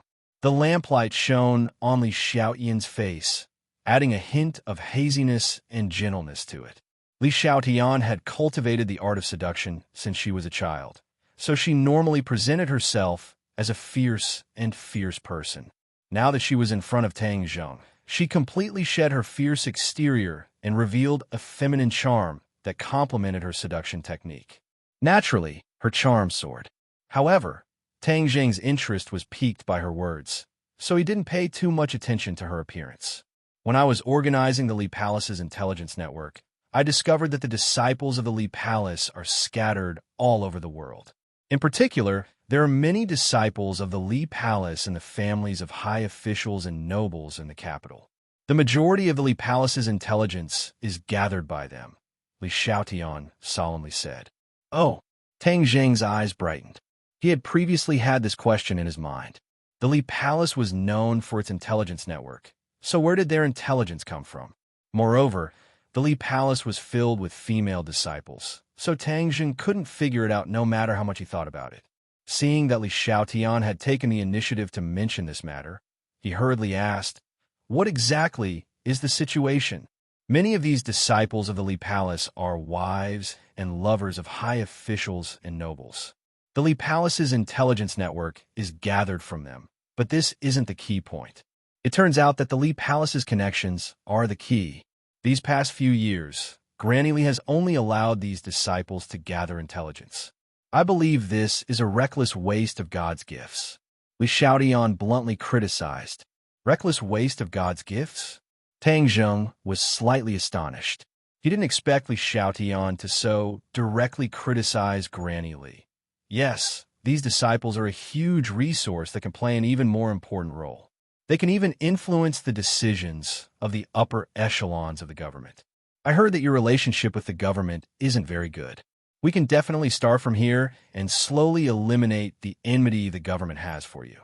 Pillow talk is very powerful, Li Xiaotian said, and couldn't help but laugh. Pillow talk? Tang Zheng shivered. Li Xiaotian was really amazing. He actually thought of this idea. If he could really whisper pillow talk into the ears of those high officials and nobles, the pressure he faced from the government would be much less. Ever since the incident in the imperial city, the chief's attitude towards him was very intriguing. He had to consider the influence of this. Although he was strong enough, he didn't want to be surrounded and intercepted by the government and be judged as an enemy. What do you think of my idea? Seeing that Tang Zheng was silent, Li Xiaotian asked as if he wanted to take credit. Tang Zheng gave him a thumbs up and praised from the bottom of his heart. You're so smart. Thank you for the compliment. Li Xiaotian was immensely pleased with himself. He pursed his lips and smiled brilliantly. But Tang Zheng suddenly changed the topic. Water can carry a boat, but it can also sink it. These people might not listen to us, right? There must be some of Granny Li's confidants among them. If these people also spread pillow talk against us, wouldn't that be very disadvantageous for us? Li Xiaotian smiled faintly. Don't worry, I already expected this situation. I have a way to deal with these disobedient people. Seeing him so confident, Tang Zheng didn't ask any more questions. However, thinking of how she risked her life to save a child she didn't know, she certainly wouldn't do anything too excessive. I did so well. Are you going to reward me? Li Xiaotian stared at Tang Zheng with his sparkling eyes and asked mischievously. Looking at her beautiful face so close, smelling the faint fragrance of a woman, especially the witty charm that was inadvertently revealed between her eyebrows. Tang Zheng's head swayed. He quickly stabilized his mind and said, "What kind of reward do you want? I haven't thought about it yet. I'll tell you when I think about it," Li Xiaotian said. "Okay." Tang Zheng readily agreed. This time, Li Xiaotian really did a big thing for him. If she had any requests, he would do his best to satisfy them. "That's right. Will you be in any danger if you stay here? After all, Granny Li is still free and unfettered outside. Are you worried about me?" Li Xiaotian asked back. "Sort of. Yes means yes, no means no." "What do you mean, sort of?" "Yes. I'm very happy. Don't worry. I will take good care of myself. Even if Granny Li makes a comeback, I still have a way to escape. Moreover, it wasn't easy for us to subdue the Li Palace. We can't just leave it like this." Li Xiaotian methodically analyzed. Her words were very reasonable, so Tang Zheng didn't try to persuade her anymore. He just reminded her to pay attention to her own safety, and then told her that he and Tian Chanzi would leave tomorrow. "So soon? The scenery here is pretty good. Why don't you stay for a few more days?" Li Xiaotian's expression darkened. "There's still too many things in the capital. If I don't get rid of the Lord, my heart will never be at ease. In addition, the Hundred Faces Star-Lord will definitely not let this matter go. There are undercurrents surging. I don't dare to be careless," Tang Zheng said in a low voice. Li Xiaotian thought for a while, then nodded. "A man's ambition is to travel far. You have the qualifications, so you should establish a foundation. In short, you don't have to worry about the Li Palace. I will do my best to manage it. It will definitely not be inferior to the previous Li Palace." Li Xiaotian didn't stay for long. After chatting for a while, she took the initiative to leave. Standing in the darkness, her eyes were especially bright, staring at Tang Zheng's room, the corner of her mouth hooked up in a faint smile. The next day, Tang Zheng and Tian Chanzi left the Li Palace early in the morning. They flew on their swords and went straight to the capital. Since Tang Zheng's strength had greatly increased, flying on his sword consumed less and less true qi. Therefore, even if it was a long journey, it didn't affect him much. Since he had such a convenient means of transportation, why would he need to take a plane or a train? Suddenly, whoosh! The roar of a fighter jet came from the sky. 2 fighter jets flew out from the clouds. The 2 of them jumped in fright and hurriedly hid in a white cloud. Only then did they realize that the sky was not safe. They couldn't underestimate the military's air defense. "Changjiang, I'm Huang He. Did you see 2 people just now?" One of the fighter jet pilots asked his comrade. "Huang He, you must be seeing things. How can there be people in the sky? Maybe it's an eagle." The comrade laughed and joked. "It shouldn't be. My eyesight has always been very good." This small episode didn't affect Tang Zheng and Tian Chanzi. It just made them more cautious. They landed safely in the suburbs of the capital. They didn't dare to fly on their swords without restraint in the capital. Not to mention that the capital was full of tall buildings and many eyes. The most important thing was that the air defense was many times stronger. If they didn't pay attention, they would be treated as invaders and shot down. Once they arrived in the capital, the 2 of them went their separate ways. Tian Chanzi didn't want to go back to Tang Zheng's home. Tang Zheng walked through the streets and alleys. Suddenly, he stopped and came to a familiar yet strange place, the Go Club. Ji Wuxiang's Go Club was quiet in this bustling city. Its artistic conception was elegant, like a paradise. Ji Wuxiang is a mysterious person, especially those people in his Go Club. They look ordinary and have no skills at all, but they give off an extraordinary feeling. If there's a chance, I must go to this Go Club to investigate. In the capital, other than the officials, the only person who could attract Tang Zheng's attention or interest was probably this mysterious Ji Wuxiang. As for Yi Xuanji and the other experts, Tang Zheng didn't put them in his eyes at all.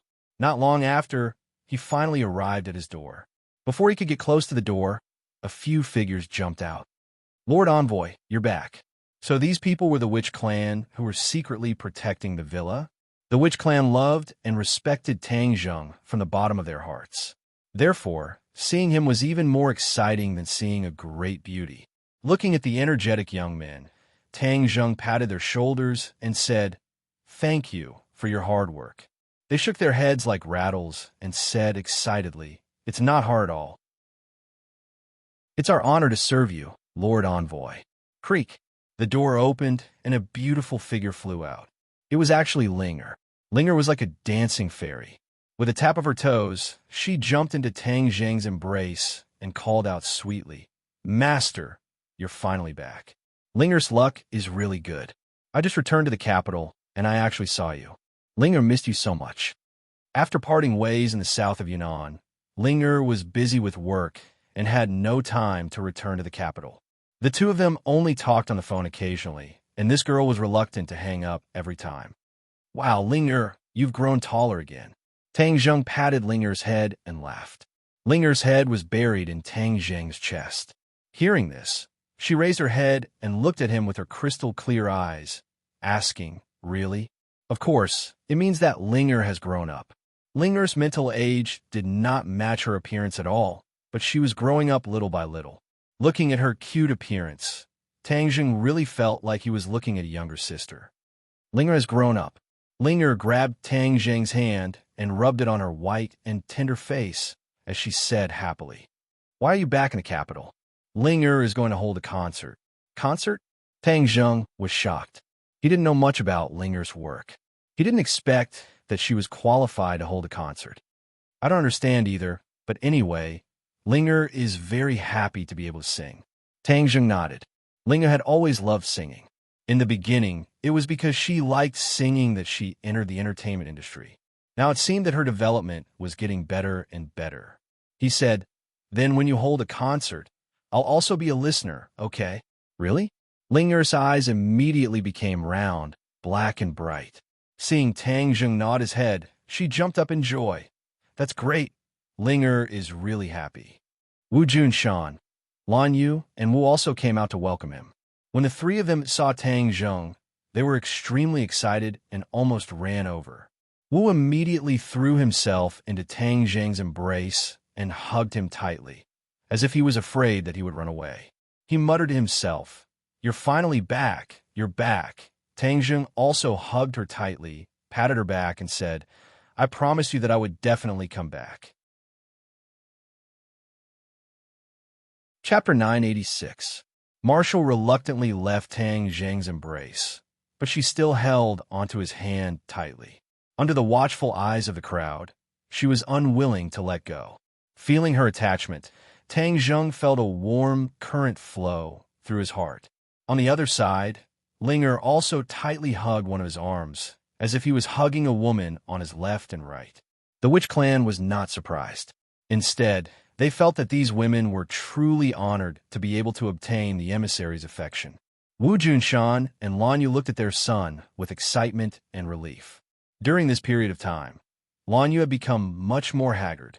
She thought about it day and night and was extremely worried. Tang Zheng nodded to the two of them. Lan Yu asked with concern, "I don't know how many dangers you've experienced on this trip. It's been hard on you." Tang Zheng smiled and shook his head, saying that it wasn't hard. "Let's not stand outside for now. Let's talk inside," Lan Yu said. The few of them entered the house and found that only the Empyrean Fairy and Fu Yao were there. "Where are the others?" Tang Zheng asked curiously. "Those women of yours went to the island and haven't returned yet. Yi Ding Dang and are like stalkers all day, staring at each other. If one of them goes out, how can the other not follow?" The Empyrean Fairy said calmly. Tang Zheng shook his head and smiled bitterly. Only the Empyrean Fairy dared to speak so unscrupulously in front of him. "I didn't expect your trip to the Ghost Realm to end so quickly." The Empyrean Fairy sat up straight and looked at Tang Zheng with interest. Although the Empyrean Fairy had never been to the Ghost Realm, she had heard a little about it. She did not think that it was some kind of paradise, but a place of true danger. The fact that Tang Zheng had returned so quickly was truly out of her expectations. With the help of a benefactor, everything went smoothly. What benefactor? Although the Empyrean Fairy's cultivation was high, she had never been to the other world. Naturally, she was full of curiosity, and she couldn't hide her curiosity about the nobles. Wu Junshan, Lan Yu, and the others also widened their eyes and stared at Tang Zheng. Tang Zheng briefly explained the trip to the ghost realm. When a few of them heard this, they sucked in a breath of cold air, especially Lan Yu and Wu. Their expressions were especially worried. Wu grabbed onto Tang Zheng's palm and broke out in cold sweat. "It's so dangerous. Don't go to that damned place again," Marshall said with lingering fear. Lan Yu hurriedly agreed. "That's right. The ghost realm is too dangerous. Don't ever go there again. After all, the 10 Yama Kings are not to be trifled with. If they plot against you, it'll be too late for regrets. Master is really amazing." Ling Er was innocent and didn't feel that it was too dangerous. Instead, she felt that her master was an unparalleled hero. The Empyrean fairy listened with great interest. Her eyes became brighter and brighter. She suddenly nodded and said, "So the ghost realm not only has the 10 Yama Kings, there's also an even more powerful Dizong of Goguryeo. This is really surprising. Dizong of Goguryeo upholding justice and the two realms living in peace is definitely a good thing for us. For the time being, we don't have to worry about the ghost realm." After pausing for a moment, the Empyrean fairy changed the topic and said, "However, the ghost realm still has the 10 Yama Kings. In the future, there will be some unforeseen events. Therefore, we can't let our guard down. With the Dizong of Goguryeo presiding over the situation, there shouldn't be any unforeseen events, right?" Tang Zheng felt that the Empyrean fairy was making a mountain out of a molehill. The Empyrean fairy smiled. "In the past, I saw too many people and too many things. The ghost realm is not much different from the human world. Everything is developing and changing. The Dizong of Goguryeo can preside over the situation now, but it doesn't mean that he can in the future. Therefore, we still have to be fully prepared." Wu Junshan, who had been silent all this time, finally spoke. "Fu Yao is right. Humans are the most fickle, and ghosts are no exception. It's still too early to discuss this." Tang Zheng didn't want to talk too much and changed the topic. "You didn't tell anyone that I went to the ghost realm, right? According to your instructions, we didn't tell anyone. That's good." Tang Zheng breathed a sigh of relief. He didn't want Yi Ding Dang and the others to worry about him. Just as they were talking, the door was pushed open and in walked in angrily. She said indignantly, "Yi Ding Dang, don't go too far. Wherever I go, you follow. Do you think I'm a spy?" Yi Ding Dong's clear voice came from outside the door. "Who said I thought you were a spy? The main road is to the sky, and we'll go our separate ways. This isn't your country, this is my country. I'll go wherever I want to go. What do you do about it?" And was about to retaliate when her eyes suddenly stared blankly. She screamed and jumped up like a rabbit, pouncing straight at Tang Zheng. Looking at the menacing, and Tang Zheng jumped up from the sofa and dodged to the side, and missed and fell on the sofa. Tang Zheng was really shocked by this scene, when he left and followed him. Later, he let Yi Ding Dang watch her so that they had a chance to leave. They just met and actually pounced on him. If he was really pushed down by her in front of so many people, then he wouldn't be able to clear his name even if he jumped into the Yellow River. Doubts arose in his heart. When didn't become so fierce? It didn't seem like her style before. Although and dared to do things, she still had the blood of the royal family flowing in her body. She had the natural grace of the royal family. How did she become like a violent female leopard? However, he didn't know that N's life had undergone earth-shattering changes during this period of time. Ever since she openly announced that she liked Tang Zheng in front of so many people and wanted to pursue him, Yi Ding Dang had listed her as the #1 enemy. That was why she gave up on the island trip and stayed behind a guard, and so that she wouldn't have a chance to take advantage of any loopholes, and couldn't beat Yi Ding Dang in a fight. She was also no match for Yi Ding Dang in a brutal way. Being watched every day almost drove him crazy, but there was nothing she could do. If looks could kill, Yi Ding Dang would have been riddled with holes and died countless times. Yi Ding Dang knew that she couldn't do anything to N, so she took a step back and took this kind of nonviolent action. While Tang Zheng wasn't around, it was best to annoy and then pack up and leave. This was the best outcome. But in the end, what Yi Ding Dang didn't expect was that although and was on the verge of exploding every time, in the end, she took a few deep breaths and actually endured it. A dignified princess actually endured such a huge grievance. If it weren't for her love rival, Yi Dingdang would have to admire her. Yi Dingdang couldn't do anything, but she became even more vigilant. Hearing Anne scream, Yi Dingdang also suddenly saw Tang Zheng on the sofa. Before she could react, she realized that and had actually rushed toward Tang Zheng. Yi Dingdang was so angry that smoke was coming out her 7 orifices. 3 words appeared in her mind: shameless. Seeing that and missed, Yi Dingdang finally laughed gloatingly. She slipped and also rushed in front of Tang Zheng. Like a swallow returning to the forest, she threw herself into his arms and winked at, and, as if to show off. When and saw that Yi Dingdang had caught up with her, she angrily glared at Tang Zheng as if blaming him for not understanding the situation and avoiding her. A fragrant scent entered his nose as a soft body fell into his arms. Tang Zheng subconsciously hugged Yi Dingdang, and her hands hooked around his neck. Ahem! Wu Junshan coughed dryly, as if reminding them that there were outsiders present. Tang Zheng's expression was resentful when he realized that everyone was looking at him strangely. Just now, he was hugging one woman on each side, and now there was another one. This kind of scene was not suitable for children. Stand properly. How old are you already? Still making such a fuss. Tang Zheng pretended to be serious as he reluctantly let go of the softness in his palm. Yi Dingdang smiled sweetly and acted coquettishly. You still dare to scold me? Humph, you have no conscience. To think that I was so worried about you. Tang Zheng resentfully said in a low voice. So many people are watching. Yi Dingdang bit her lip and glared at him.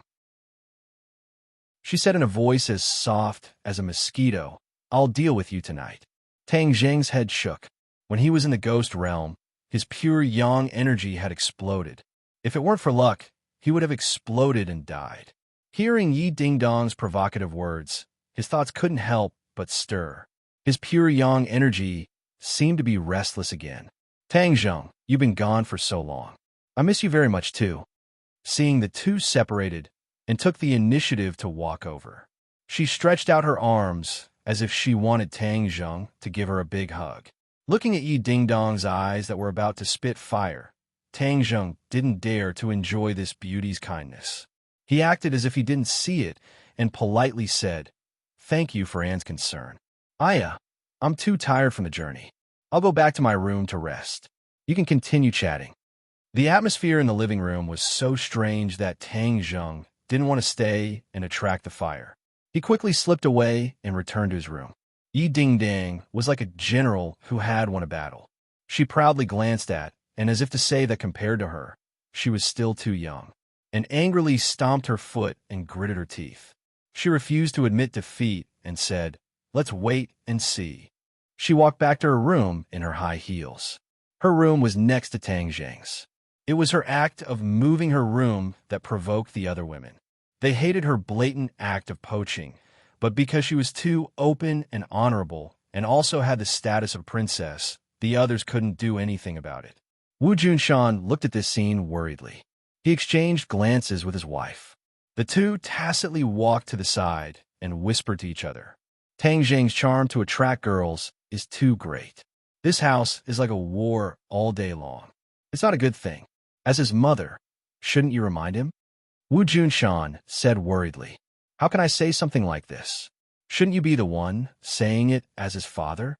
Lan Yu rolled her eyes. Although this is a bit inappropriate, at least it proves that our son is very charming. You old man naturally can't compare to him. Wu Junshan bitterly smiled. How can I compare to him? I'm just worried that there will be a fire in the backyard. After all, women can be very scary when they go crazy. Lan Yu glared at him and asked, Are you saying that I'm very scary? When was I talking about you? Am I not a woman? I'm talking about other women. Chapter 987. The moon was bright and the stars were sparse. A rustling sound came from the window. Tang Zheng suddenly opened his eyes and guessed that there was someone outside the window. Ka! The window was gently pushed open and a person jumped in. His movements were nimble and vigorous. Tang Jung jumped off the bed like a carp and grabbed the person's shoulder. With a shoulder throw, the person was thrown onto the bed. He quickly followed up and reached out with his hand, grabbing the other person's neck. His series of movements were as smooth as flowing water. "Io!" A cry of surprise sounded. "What are you doing? Are you going to kill me?" "Ding dang, why is it you?" Tang Jung was startled by this voice. He thought that an enemy had snuck in. He didn't expect it to be this girl. Tang Jung quickly turned on the lights and saw Yi Ding Dang lying on the bed. Her clothes were messy and her nightgown was rolled up to her thighs, revealing her 2 white thighs. "Why can't it be me?" "Hung, you were waiting for someone else, right?" "In her woo." Yi Ding Dang angrily stood up with her almond eyes wide open. "Nonsense. There's no such thing." "Hung, don't say you didn't think about it." Yi Ding Dang glanced at him with a look that said she had already seen through his thoughts. Tang Jung didn't know whether to laugh or cry. Looking at her beautiful appearance under the light, his heart moved and he hugged her slender waist. "What are you doing? Let go of your claws." Yi Ding Dang slapped his hand a few times. Seeing that there was no way to stop him, she just let him do whatever he wanted. Seeing Yi Ding Dang so close, Tang Jing's breathing couldn't help but become heavier as he said, "Did you miss me? That's why you snuck into my window." "Who missed you?" "Shameless." Yi Ding Dang snorted and turned her head away. However, the expression between her eyebrows betrayed her. She really missed him. After being apart for such a long time, it was better to be apart than to be newly married. This kind of feeling could only be understood by those involved. "But I miss you." Tang Jung stared intently into her eyes, his voice full of emotion. Yi Ding Dong's cheeks reddened as she said, "Who asked you to think about it? You're thinking about Anne, right?" "Hey, you're still talking about her? I think you're asking for a beating." Tang Jung immediately put on a straight face and slapped Yi Ding Dong's butt. "Ha!" The slap was clear and loud in the night. Yi Ding Dang felt as if she had been electrocuted. Her entire body trembled, and her cheeks immediately turned into a ripe apple. She clenched her teeth and struggled to resist the throbbing in her heart. Tang Jing's head swayed as he took the opportunity to press her down on the bed. Yi Ding Dong's hands were pressed against his chest, but she still couldn't resist his demonic claws. Very quickly, her body and mind completely fell into his hands. The moonlight spilled in from the window and shined on the 2 bodies on the bed. The moon seemed to be shy as it secretly hid in the clouds, leaving only the 2 naked bodies tormenting each other under the light. "Io!" Suddenly, Tang Jung softly cried out, "What are you doing?" He only saw Yi Ding Dang biting his shoulder. 2 rows of snow-white teeth left 2 rows of teeth marks on his shoulder. Yi Ding Dong's eyes revealed a pleased look as she exhaled and said, "Who told you to torment me and flirt with other women? This is the result. Are you a dog? You're the dog." Yi Ding Dang bared her teeth as if she wanted to take another bite. "All right, you bit me, so I'm going to bite you." Tang Jing suddenly lowered his head and opened his mouth. "Ah, you can't bite there. Ah." At daybreak, Tang Jing walked out of the room with a faint smile on his face. He was reminiscing about last night's exciting battle. Yi Ding Dang was like a little pepper. She was really hot enough to leave him with a rich aftertaste. His pure yang energy was completely appeased for the time being. He felt refreshed and full of energy. Yi Ding Dang walked down from the 2nd floor. Her face was glowing like a flower that had been nourished. Last night, although her legs were weak, she still quietly returned to her room. This act of deceiving herself made Tang Jung laugh endlessly. Seeing Tang Jung looking at her, Yi Ding Dang fiercely glared at him. After breakfast, Tang Jung sat under a big tree in the courtyard, basking in the sun and resting with his eyes closed. Linger sat at the side, holding a fruit plate. She used a fork to fork a small piece of fruit and fed it to him. He lazily opened his mouth, and the fruit entered his mouth. He enjoyed it incomparably. He was simply a hedonistic young master from the old society. Linger was a big star, but she was not tired of doing the work of a little servant girl. Her face was brimming with a smile that was brighter than the sun. Yi Ding Dang looked at the 2 of them at the door and helplessly shook her head. Linger was really hopeless. Was there a need to spoil him like this? Tang Zheng. How could he bear to order such an innocent and cute little girl around like this? And who was sitting at the side did not have this kind of treatment. On the contrary, because of Linger's existence, she almost could not get a word in edgewise. Yi Dingdang was happy to see and suffer, so she hid at the side and snickered. Who is it? Stop. Suddenly, the voice of a witch tribe warrior came from outside the courtyard. I'm looking for someone. A person said submissively. Who are you looking for? Tang Zheng. Why are you looking for our Lord Emissary? Lord Emissary? The person was obviously stunned. He did not know what to do. Tang Zheng recognized the voice. It was Yin Liang, his former tutor, but he did not want to pay attention to him. After all, they were practically from two different worlds. There was no need to ridicule each other for their past disputes. The school still hasn't given up. They still want to persuade me to go back to school? Tang Zheng could not help but laugh. His life now was too dangerous and exciting. School life seemed like child's play to him. Moreover, the school had already canceled his student record. He really did not have much interest in it. Go tell Tang Zheng that Qi Shaowen wants to see him. Another old voice sounded. Tang Zheng shot up from his chair and exclaimed in a low voice, Professor Qi, why is he here? He quickly walked to the door. As expected, Professor Qi Shaowen and Yin Liang were standing at the door. Yin Liang was very nervous. He did not know where to put his hands and feet. Qi Shaowen's hair was gray, but his expression was calm. He stood there proudly. Yin Liang's aura paled in comparison. Professor Qi, why are you here? Tang Zheng greeted him warmly. Qi Shaowen saw Tang Zheng, and a smile appeared on his face. He teased, It's not easy to see you. You even have guards. Professor Qi, you must be joking. I have no choice. The capital city has not been peaceful recently. Yes, too many things have happened in the capital city recently. It's like the world has been turned upside down. Qi Shaowen lamented. His gaze involuntarily fell on Ling. She was standing by the side, obediently with a plate of fruits. She was slender and elegant, very eye-catching. Brother, do you still want some? Linger asked while forking a piece of fruit.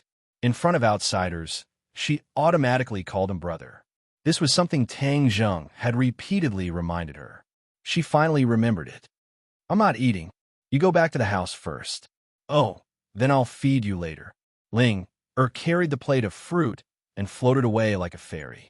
All that was left was her beautiful back. In the eyes of Qi Shaowen and Yin Liang, the significance of this scene became extraordinarily significant. Qi Shaowen had seen Tang Zheng's tricks.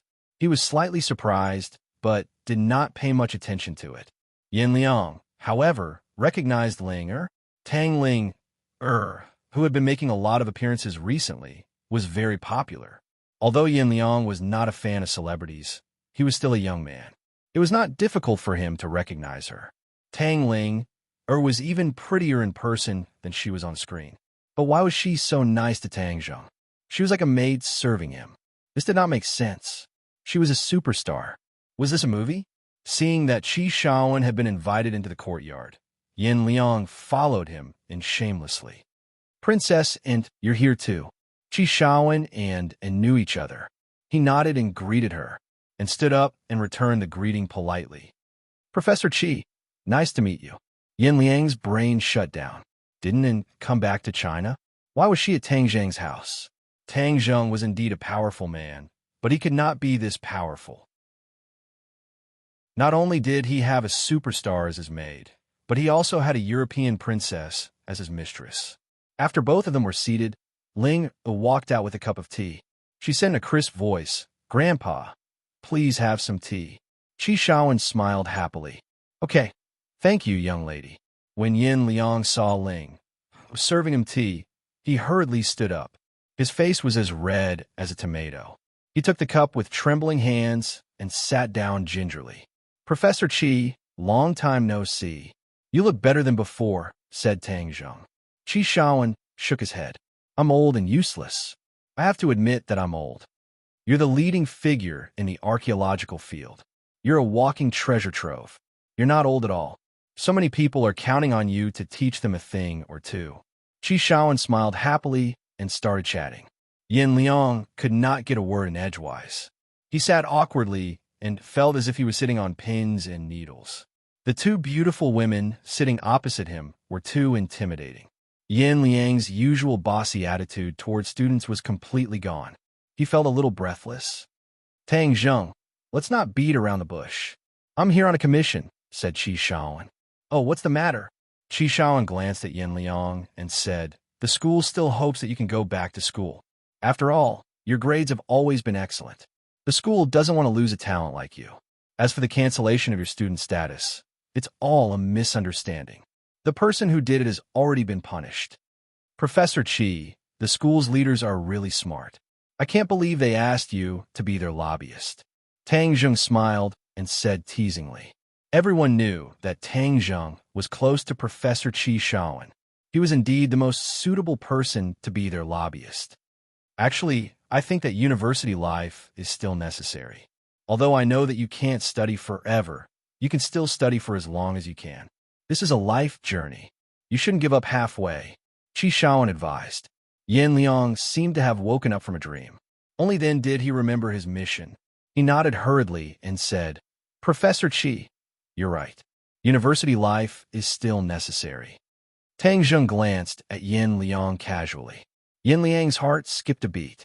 He quickly shut his mouth and chuckled awkwardly. "The school is very open-minded.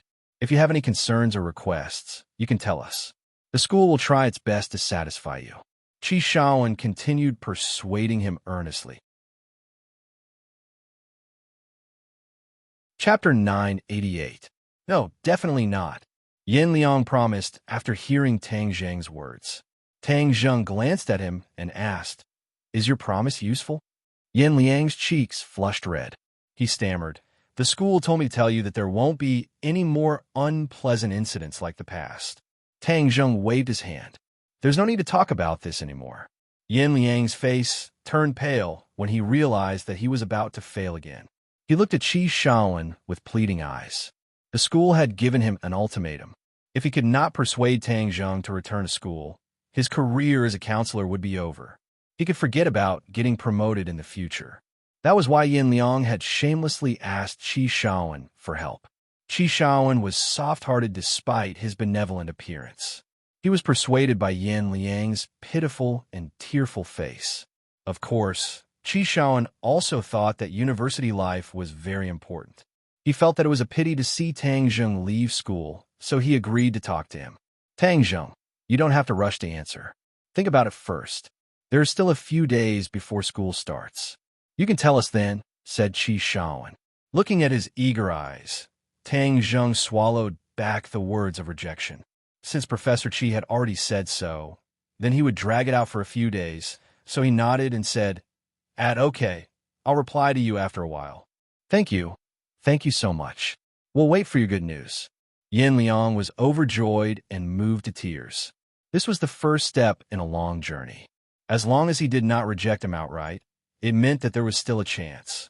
Yin Liang seemed to see a bright future waving at him again. "Then I'll take my leave. I found a few nice antiques recently. Come take a look when you have time," said Qi Shaoan. "Stay for lunch." "No, next time." Qi Shaoan knew that Tang Zheng and Yin Liang did not get along. The atmosphere was not harmonious. Tang Zheng walked them to the door and waved goodbye. Yin Liang kept nodding and bowing, showing a flattered look. "If you go back to school, then we'll be classmates again." Yi Dingdang walked out and joked, "Don't you want to be my classmate? Suit yourself."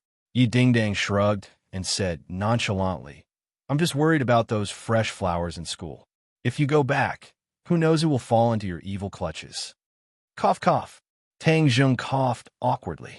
Was he such a playboy? He rubbed his nose resentfully and didn't continue the conversation. "With your ability, there's no need for you to go to school at all. Your business is so big, you can definitely do something. Haven't you seen how many founders of famous companies in the world are dropouts? Isn't that cool?" And said. Her study abroad was over. She didn't want Tang Zheng to go back to school. It would be a disaster for her if he stayed with Yi Dingdang every day. Yi Dingdong's almond-shaped eyes widened as she retorted, "Who said that university is useless? You don't know how much his grandfather wants him to go to school." Tang Zheng's face stiffened. His heart was sad. He didn't have time to tell his grandfather about his expulsion. Yi Dingdang was right. His grandfather really wanted him to finish university. This had been his wish for many years. If he told his grandfather about his expulsion, his grandfather would take Tang Zheng's feelings into consideration and wouldn't say anything. However, he would be very disappointed in his heart. Thinking of this, Tang Zheng felt how selfish he was. He only considered his own feelings and ignored his grandfather's wishes. I haven't seen my grandfather in a long time. I want to go to the island. Moreover, school is about to start, so I need to bring Sure and the others back. You want to go to the island? I'll go with you. I haven't been there before. Yi Dingdang heard this and immediately volunteered. I'll go too, and said, not to be outdone. No, you can go. I'll go alone, and I'll be back soon. Moreover, I'll be back in a way that none of you will ever expect. Tang Zheng said mysteriously. What way? Let's keep you in suspense first. Humph, deliberately mystifying. Yi Dingdang glared at him. Tang Zheng walked straight to the backyard. The others followed him. They wanted to see what he was going to do. Standing in the backyard, Tang Zheng looked around. Then he circulated his qi. Whoosh, whoosh, whoosh. Several streams of qi shot out in all directions. In the blink of an eye, several complex patterns appeared on the ground. They flickered a few times and then disappeared. The others stared with wide eyes but couldn't see anything. Tang Zheng, you're setting up an array? The Empyrean fairy suddenly walked over. Her eyes lit up as she stared at the ground. You saw through it? Tang Zheng clapped his hands. He was done. What kind of array is this? There seems to be something about it. The Empyrean fairy curiously asked. You can't recognize this array? Tang Zheng was surprised. There are thousands of arrays. How can I recognize all of them? Then let me keep you in suspense. You'll know soon enough. The Empyrean fairy frowned. Seeing that Tang Zheng had made up his mind, she didn't ask any more questions. However, her curiosity was completely aroused by Tang Zheng. She walked around the backyard a few times, but still couldn't see anything. I'm going to the island to pick someone up. You guys stay at home. I'll be back soon, and I'll be back in a way I've never done before. Tang Zheng smiled mysteriously. Yi Dingdang grabbed him and threatened. You still dare to keep us in suspense? Are you going to tell us or not? What's going on? Tang Zheng raised his neck like a martyr. He said vehemently, I won't give in to force. I won't tell you. Seeing his comical appearance, Yi Dingdang pinched him hard and said, You're getting more and more cunning. You're going back to the island? Say hello to the people on the island for me. Wu Junshan and Lan Yu walked over. Many of Wu Junshan's subordinates were still on the island, so they couldn't help but miss them. Don't worry. It'll be easy for you to see them in the future. How is that possible? Lan Yu was in disbelief. The capital was thousands of kilometers away from the island. One had to switch between many different modes of transportation. It was truly troublesome to go back and forth. How could it be easy? Seeing that they didn't believe him, Tang Zheng didn't point it out. He waved his hand and strode out of the villa. In the blink of an eye, he had left the capital. He then flew toward the island on his sword. Not long after, he arrived above the vast sea. The azure sky and the seawater formed a beautiful contrast. It was exceptionally magnificent. Looking down from above, he saw a lush island in the distance. This island was like a pearl in the middle of the vast sea. Whoosh! Tang Zheng turned into a streak of light and dove down. Boom! A ray of light shot up from the island and blocked Tang Zheng's path, causing Tang Zheng to be sent flying backwards. This is Gue Qinsui's defense. Tang Zheng secretly praised. Who dares to trespass into my territory? Gue Qinsui's voice rang out. In the vast sea, it was clearly transmitted to Tang Zheng's ears. Gue Qinsui, it's me. Tang Zheng didn't want to have more conflicts, so he directly revealed his identity. Immortal, it's you? Gue Qinsui cried out in surprise. The light dissipated. Tang Zheng landed steadily on the island. The witch tribe elder and the others came up to greet him. The big movement just now had completely alarmed the people on the island. Lord Messenger, why are you here? The witch tribe elder led the witch tribe people to bow their heads. Tang Zheng quickly held him and said, Elder is too polite. Everyone, get up. I haven't seen you for a long time. I'm here to visit you. The elder was extremely moved. "Thank you for your concern, Tang Zheng." A pleasantly surprised voice came from behind, causing Tang Zheng to turn around abruptly, only to find Fang Shirshi and Lu Qingmei looking at him affectionately. "Brother." Another petite figure came out from between the two. Like a lively little elf, she directly threw herself into Tang Zheng's arms and hooked her arms around his neck. She stared at him with wide eyes. Tang Zheng laughed and hugged Nana. "Nana, you've grown taller and heavier." This little girl was becoming more and more delicate, just like a little princess from a fairy tale. Her big, black eyes turned as she pouted and said, "Big brother, are you saying that Nanan has gotten fat?" How could it be?" "Then you said I've become heavier. Because you've grown taller. That's why you become heavier." Nana suddenly understood and smiled. "That's good. Nana doesn't want to become fat. Nana needs to be thin. Only then will she be beautiful. What does a little girl like you know about beauty?" Tang Jing couldn't help but laugh and pinched her pink cheeks. Fang Shirshi and Lu Qingmei looked at Tang Zheng in a daze. Seeing that his embrace was completely occupied by Nana, they couldn't steal his embrace from a little girl. They could only helplessly look at the two of them with a smile. "All right, come down." Tang Zheng put down Nana. The little girl was reluctant to part with him and pouted. Tang Zheng stretched out his arms and tightly hugged Fang Shirshi. Fang Shirshi closed her eyes sweetly and snuggled up to his broad chest, a sweet smile appearing on her lips. "I'm going to pick you guys up," Tang Zheng said softly. Fang Shirshi leaned her head on his shoulder and whispered, "I missed you." After saying this, she wrapped her arms around his waist. "I missed you too." Tang Zheng hugged her tightly as if he wanted to rub her into his body. Seeing that everyone was looking at her, Fang Shirshi was both happy and shy. She whispered, "Everyone's looking." Tang Zheng didn't care and said, "Let them look." Lu Qingmei's eyes were fiery as she looked at this scene with envy. If only she was in that embrace. But because of her identity, she couldn't openly lie in that warm embrace. Thinking of this, she couldn't help but feel a little disappointed. Tang Zheng raised his head and happened to see Lu Qingmei. His heart moved, and he let go of Fang Shirshi. He strode to Lu Qingmei and hugged her in his arms. Lu Qingmei's body stiffened and her heart suddenly tightened, as if it was about to stop beating. Her cheeks were red like fire. She didn't expect that Tang Zheng would dare to do such a thing in front of everyone. She was at a loss for a moment.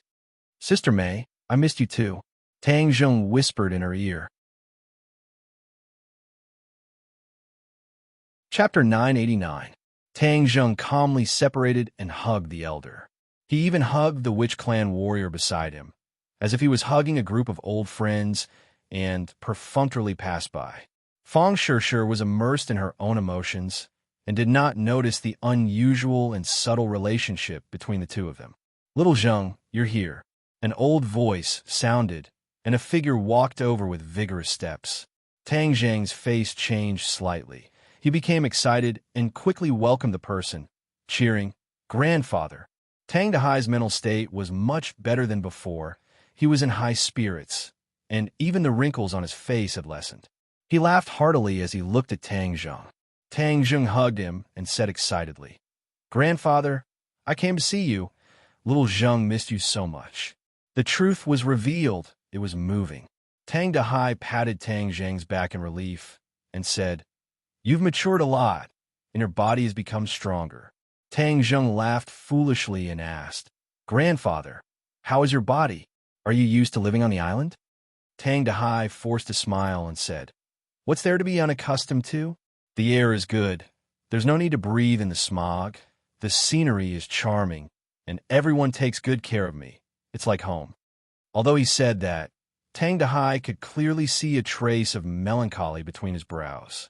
His heart skipped a beat, and he understood that his grandfather's words were not sincere.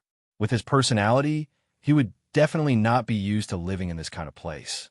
Moreover, he did not even have a familiar friend, so he could not help but feel lonely. "Grandfather, I'm here to bring you back to live," Tang Zheng said impatiently as his heart ached. "Bring me back."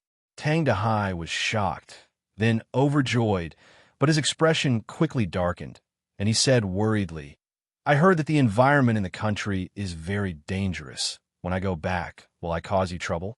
I think it's better if I stay here. Having someone take care of me every day is already a blessing. I never dared to imagine such a life in the past. Grandfather, don't worry. With me here, no one can hurt you." Tang Zheng patted his chest and promised. "Really?" Tang Dahai was skeptical. Tang Zheng laughed. "Grandpa, I'm here to pick you up. Don't worry." Tang Dahai let out a sigh of relief and smiled as if relieved of a heavy burden. "If that's the case, it's good to go back." Many buildings had already been built on the island, making it look like a holiday resort. Under the guidance of the elder, Tang Zheng gradually experienced the atmosphere of the island. The elder acted as a narrator, and the grass and objects gradually became lively under his introduction. "Elder, it's been hard on all of you. You've built such a big home from scratch." The elder laughed. "Lord Envoy, we are not at all tired. It is a wonderful thing for the witch clan to build their own home. If not for Lord Envoy, we would not have had this opportunity." After a pause, the elder continued, "Lord Envoy, according to your instructions, we have already established a holy land." "Oh, really?" Tang Zheng was shocked. This was just something he casually mentioned when he gave the spar to the elder. Who would have thought that he would actually start to establish it? He was truly a person of action. "We did it according to our own ideas. As for the specific improvements, we will make them after Lord Envoy points them out." The elder said modestly. "Let's go take a look at the sacred ground first." Tang Zheng was in high spirits, and the group of them walked towards the depths of the island. The other witch clan members automatically retreated and did not continue to follow them. There are no rules. The sacred ground is extremely important. Outsiders are not allowed to enter, and the witch clan is not allowed to enter anytime and anywhere. This can guarantee the sacred place of the sacred ground in everyone's hearts. The elder clearly saw through Tang Zheng's doubts and explained. Tang Zheng nodded in understanding. As for Lord Envoy's relatives and friends, they are not within this range. They can enter the sacred ground at any time. During this period of time, they have absorbed the energy of the spar and cultivated diligently. Just now, Tang Zheng had already noticed the changes in their cultivation, and the one who rose the fastest was actually Nanan. Nanan was truly worthy of being the disciple of a famous teacher. With the guidance of the ninth heaven mystical maiden, Nanan's cultivation was like sitting on a rocket, and with a so sound, she actually reached the first grade of the fasting stage. This speed was not inferior to that of Tang Zheng back then. His current cultivation was almost catching up to that of Yi Dingding, Fang Shishir, and Lu Qingmei. The two of them had cultivated for a long time longer than Nana, but their speed was far inferior to Nana's. No wonder the Empyrean Fairy insisted on accepting Nana as her disciple. Her talent was unparalleled, and in the future, Tang Zheng was completely unable to predict how much her cultivation would increase to. Of course, although Nana's cultivation was high, she was still a child after all. Her mind was not mature, and her fighting strength was greatly reduced, to the point that she could not even compare to an ordinary cultivator in the foundation establishment stage. Tang Zheng did not want to rush the seedlings to help them grow, so he did not have high requirements for Nana. Her development had already exceeded his expectations, which made him very gratified. As for Fang Shishir, her cultivation had also advanced by leaps and bounds, and she had already reached the 5th level of fasting. It could be seen that she had worked very hard during this period of time. Lu Qingmei was slightly inferior, but she had also reached the 2nd level of fasting. The weakest was Tang Dahai. He was already old, and cultivation was more for him to strengthen his body. That was why he was only at the 4th level of the foundation establishment stage. Actually, we have to thank the elder for his guidance. If not for the elder's careful guidance, our cultivation would not have advanced by leaps and bounds. Hearing the elder's praise, Fang Shishir said with a smile that was like a flower, "You're welcome. I'm just giving you some superficial insights. It's mainly because you have high aptitudes and are hard-working in your cultivation." The elder waved his hand, not daring to claim credit. Stop flattering each other. In short, everyone is very powerful. Tang Zheng concluded. Sir Envoy, in fact, everyone should be thanking you the most. Because you provided the spar and everyone absorbed the energy of the spar, their cultivation was able to increase rapidly. The elder said sincerely, "How are the spar now?" Tang Zheng's heart moved, and he asked curiously. The elder pointed to the front and said, "We have arrived at the sacred land. Sir Envoy will know when you see it." Looking up, the scene in front of him changed drastically.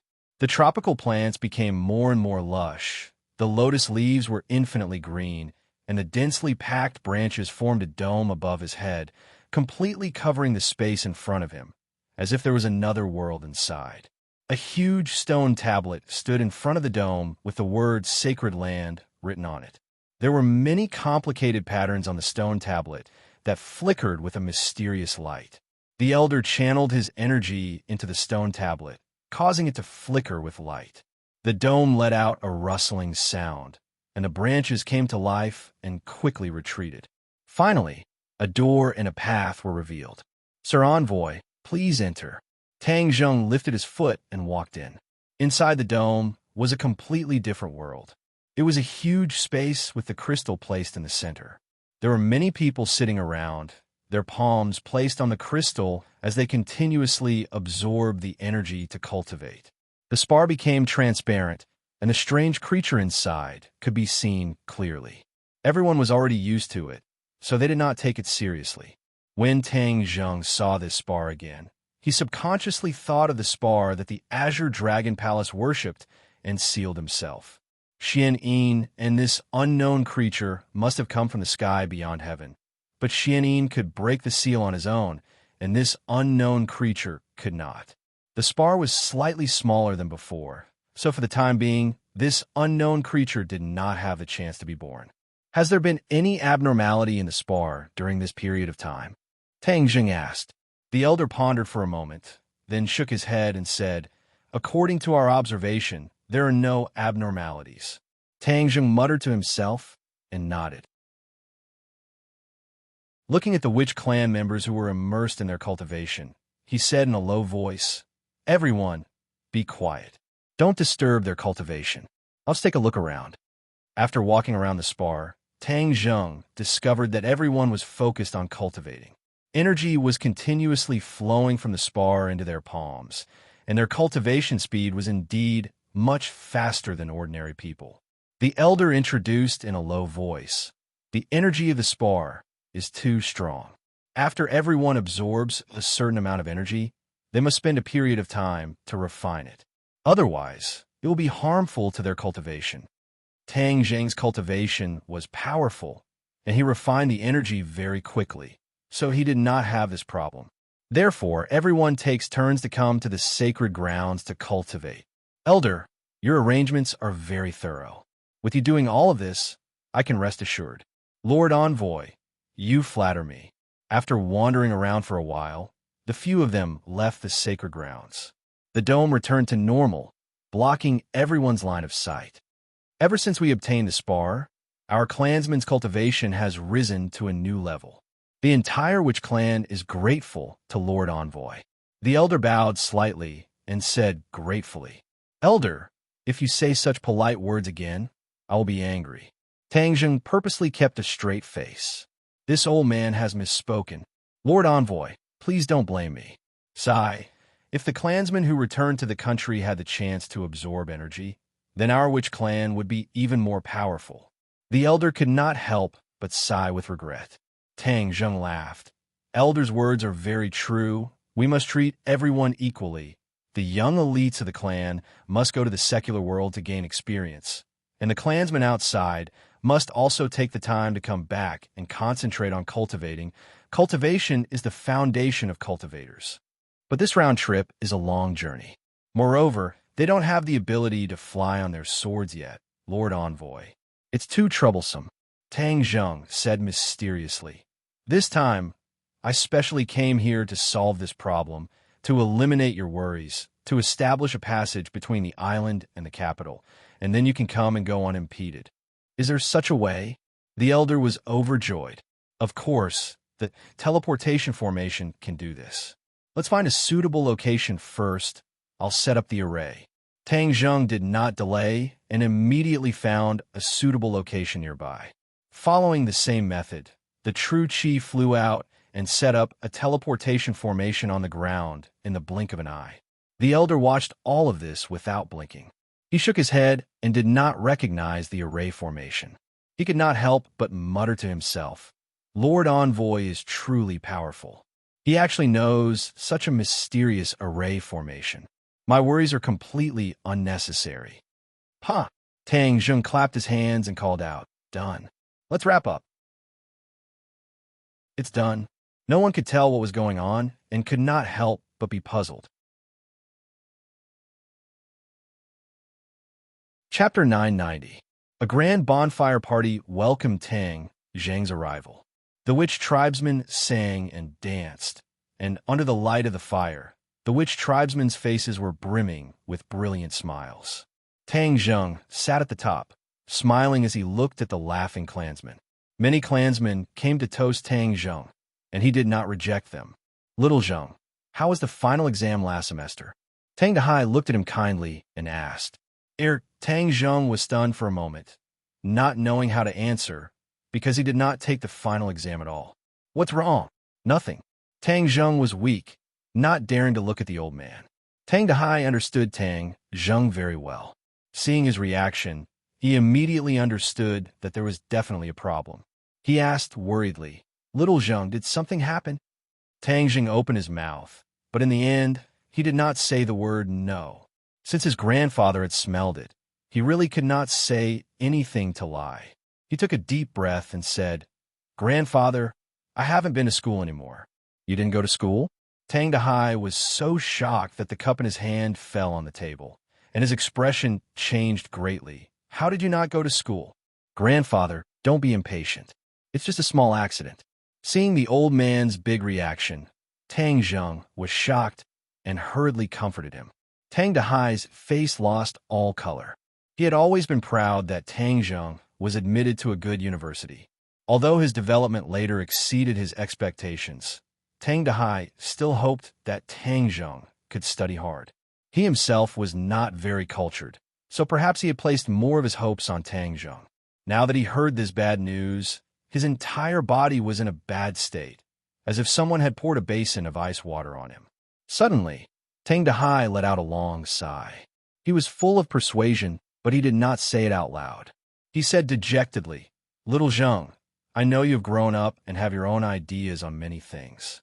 Many of my opinions are not suitable, but if you have already made up your mind, then I will support you. Tang Zheng's nose twitched. He had already made a decision in his heart.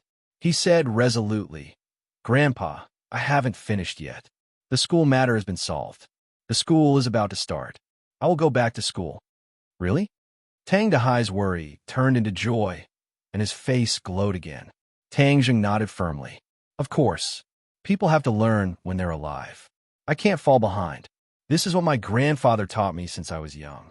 I've always remembered it. Tang Dahai was comforted and laughed heartily. You're really my good grandson. Fang Shishir took a deep look at Tang Zheng. This decision was within her expectations, because she understood the relationship between this pair of grandfather and grandson. Tang Zheng would do anything for his grandfather. Whether Gu Guan truly wanted to return to school or to fulfill his grandfather's wishes, he would make this choice. Filial piety was the most important virtue of all. Fang Shishir was also a traditional girl at heart. She admired Tang Zheng for this very much. She couldn't help but smile. That night, Tang Zheng drank a lot. In the end, he didn't use his martial arts to dissolve the alcohol, so he was drunk. In a daze, a soft body slipped into his arms. At first, she was Fang Shishir, then Yi Ding Ding, then Lu Qing Mei Wu Mu Hongyan. Each and every woman's charming face changed in front of his eyes, making him intoxicated. The salty sea breeze blew in. Tang Zheng felt a trace of coolness. He opened his eyes in a daze and found that there was another person in his arms. Fang Shishir's lazy appearance was very charming. Fang Shishir felt his gaze and shyly opened her eyes. She smiled sweetly and leaned into his arms. She whispered, Last night you were drunk. I helped you back. Then you did something bad. Look, this is the evidence. Following Fang Shishi's finger, Tang Zheng saw that the room was a mess. Clothes were scattered all over.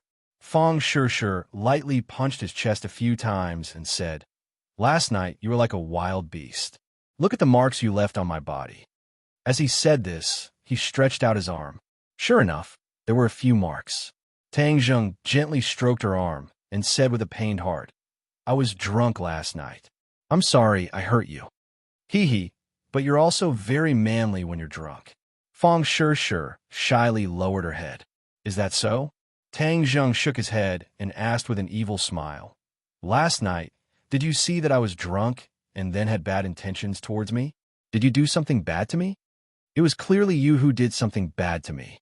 You still have a nerve to blame me." Fang Shishi pretended to be angry. The two of them played for a while and rolled together again. After a long time, they got up and washed up. After breakfast, the group of people arrived in front of the transmission array. There were already quite a few people gathered here. Everyone was filled with anticipation towards the Lord Envoy. This is the transmission array. It will open up a passage between our island and the capital, and then we will be able to travel freely. This is extremely important to us. Everyone can concentrate on cultivating on the island and also go to the bustling city to train, combining theory and practice. This way, our strength will not be a castle in the air, but a solid foundation. After Tang Zheng passionately explained for a while, everyone's emotions were stirred up and their eyes burned with passion. Tang Zheng took a deep breath. This was the first time he had set up a transmission array. This transmission array was different from the one in the Ghost Realm, because the transmission array in the Ghost Realm was very large and could teleport many people and resources. The one he had set up was a miniature version and could teleport people and resources at once. This way, there would not be a huge commotion. After all, the other end was the capital. If there was too much commotion and it attracted the attention of others, then the gains would not make up for the losses. Tang Zheng channeled his power and pointed his finger into the air. So. The innate chi was injected into the array, and immediately, a faint light rose from the ground, but it was not dazzling, and under the illumination of the sun, it seemed almost insignificant. Yesterday, Tang Zheng had asked the elders to select a group of which clan people, and he wanted to bring them back to the capital. This group of people were extremely excited, and their eyes lit up as they eagerly watched this scene. Everyone walked to the center of the array and stand there. Immediately, these people carefully walked to the center of the array. Tang Dahai and Fang Shishi were no exception. They all stood in the center of the array. Tang Zheng turned and said to the elder, "Elder, I have already told you the trick to activating the array. If you have any problems, you can come to the capital to find me through the array." "Yes, Lord Envoy, this old one understands. I wish Lord Envoy a safe journey." Everyone waved goodbye. Tang Zheng walked into the array, his power vibrating, completely activating the teleportation array. With a burst of violent fluctuations, a light flashed, and everyone disappeared. In the capital, in the backyard of the villa, the mana fluctuated violently. Empyrean Fairy jumped out of the house with a whoosh, looking at this scene in surprise. Whoosh! In the next second, a group of people appeared out of thin air in the backyard. Yi Ding Dang and the others rushed over just in time to see this scene. All of them were dumbfounded. Everyone suddenly realized that Tang Zheng was mysterious before, so the array he set up had such a wonderful effect, it could make people appear out of thin air. "What kind of array is this?" Empyrean Fairy asked impatiently. "Teleportation array," Tang Zheng said with a smile. He had already confirmed from Qi Yu and the inner demons that there was no teleportation array in the human world. This meant that it was unique to the Ghost Realm. No wonder even the Empyrean Fairy could not recognize this array. He did not know who invented this array, but it was really powerful. People and things thousands of miles away could be teleported in an instant. It was more convenient and faster than any current transportation. If such a teleportation array was set up during a war, the army would directly descend from the sky and pierce into the enemy's heart. Then there would be no need to fight at all. Empyrean Fairy recalled the 3 words teleportation array. She was sure that she had never heard of it before. She could not help but be secretly shocked. Could it be that he learned this from the ghost realm? Because he was sure that there was no such array in the human world. Master! Nana's voice interrupted the Empyrean Fairy's thoughts. Nana was like a little swallow jumping into the Empyrean Fairy's arms. The Empyrean Fairy's cold face finally revealed a trace of a smile. Master! Nana missed you so much. Nana has always remembered your teachings and has been working hard to cultivate. You are indeed a good disciple of Master. Empyrean Fairy stroked her delicate face and smiled from the bottom of her heart. Feng Sure and the others were still thinking about the feeling just now. The feeling of being in a different place in an instant made them feel as if everything was still a dream. It was not real at all. Especially the Wu clan people who were looking around. They were full of curiosity about everything. Tang Zheng called the Wu clan people who came from afar. These Wu clan people who came early were already used to the life in the capital. He asked them to bring their people to settle down. Fortunately, they had already bought a lot of houses nearby, so they had a lot of space to live in. Only Tang Zheng's family was left in the backyard. Wu Junshan and Lan Yu hurriedly came over and supported Tang Dahai. They said with concern, "Old master, quickly go into the house and rest. The sun is very strong outside. It's very hot." Tang Dahai looked around and asked blankly, "Is this where little Zheng lives in the capital?" To him, this luxurious villa was still a bit dazzling. Deep down, he was still that simple old man. "Yes, this is your home. Old master, your home," Wu Junshan said as he held Tang Dahai's hand. Tang Zheng smiled as he watched the two of them being happy. He did not comment on Wu Junshan and Lan Yu's actions, but he had seen everything that this couple had done. Yi Dingdang and Feng Sure reunited after a long time, holding hands and whispering to each other. No one knew what they were talking about, but from time to time, they would glance at Princess and, obviously talking about the little secrets between women. The family reunited, and everyone happily gathered together. That night was the liveliest night in the villa. Although Tang Dahai was happy, he was secretly worried, looking at the girls who were more beautiful than flowers. Although he was old, he was not stupid. He guessed that they must be related to Tang Zheng in some way. His grandson was so lucky to be with so many fairy-like girls. He had to remind him not to be like the modern Shinshimi. Chapter 991. The news of his return to the capital spread like wildfire. The entrance was as busy as a marketplace, and Tang Zheng was busy receiving the Yin family and the Qin family. Qin Batian, this late-stage talent, had already pulled up the backbone of the large family. All the powers had seen this and also acknowledged his rise. When they heard about the Azure Dragon Palace, they were shocked to the core. Even Yin Patian was speechless for a long time, and other than shock, there was only shock in his eyes when he looked at Tang Zheng. The insufferably arrogant Azure Dragon Palace was destroyed just like that. Although the High Lord was nowhere to be found, the Azure Dragon Palace no longer had its former glory. Tang Zheng warned them to pay attention to the movements in the capital and investigate the whereabouts of the High Lord. He believed that the High Lord would not be a coward, as that was not his style. A single failure could not completely defeat him. Based on his intuition, Tang Zheng believed that the High Lord was definitely accumulating power and waiting for the right time to give him a fatal blow. Therefore, Tang Zheng warned himself not to be careless. At the end, Tang Zheng's mind flashed with the chess club, his heart moved, and he asked, "Has Ji Wuxiang been in the capital recently?" Yin Patian muttered to himself, "I heard from Lu Yun that Ji Wuxiang has appeared in the capital during this period of time. Why, are you interested in him again? Didn't you not want to come into contact with him?" Although Ji Wuxiang has a huge amount of energy, he has always been more low-key in the capital and has not stirred up any trouble.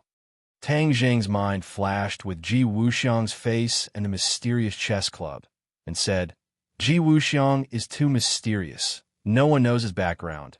This kind of mysterious person is a variable to us in the capital. I think we should find out his background."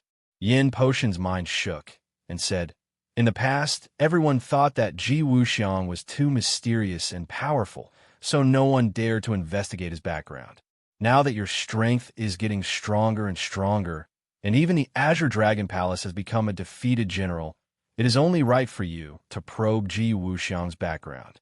The current Yin Patian was no longer afraid of the slightest thing.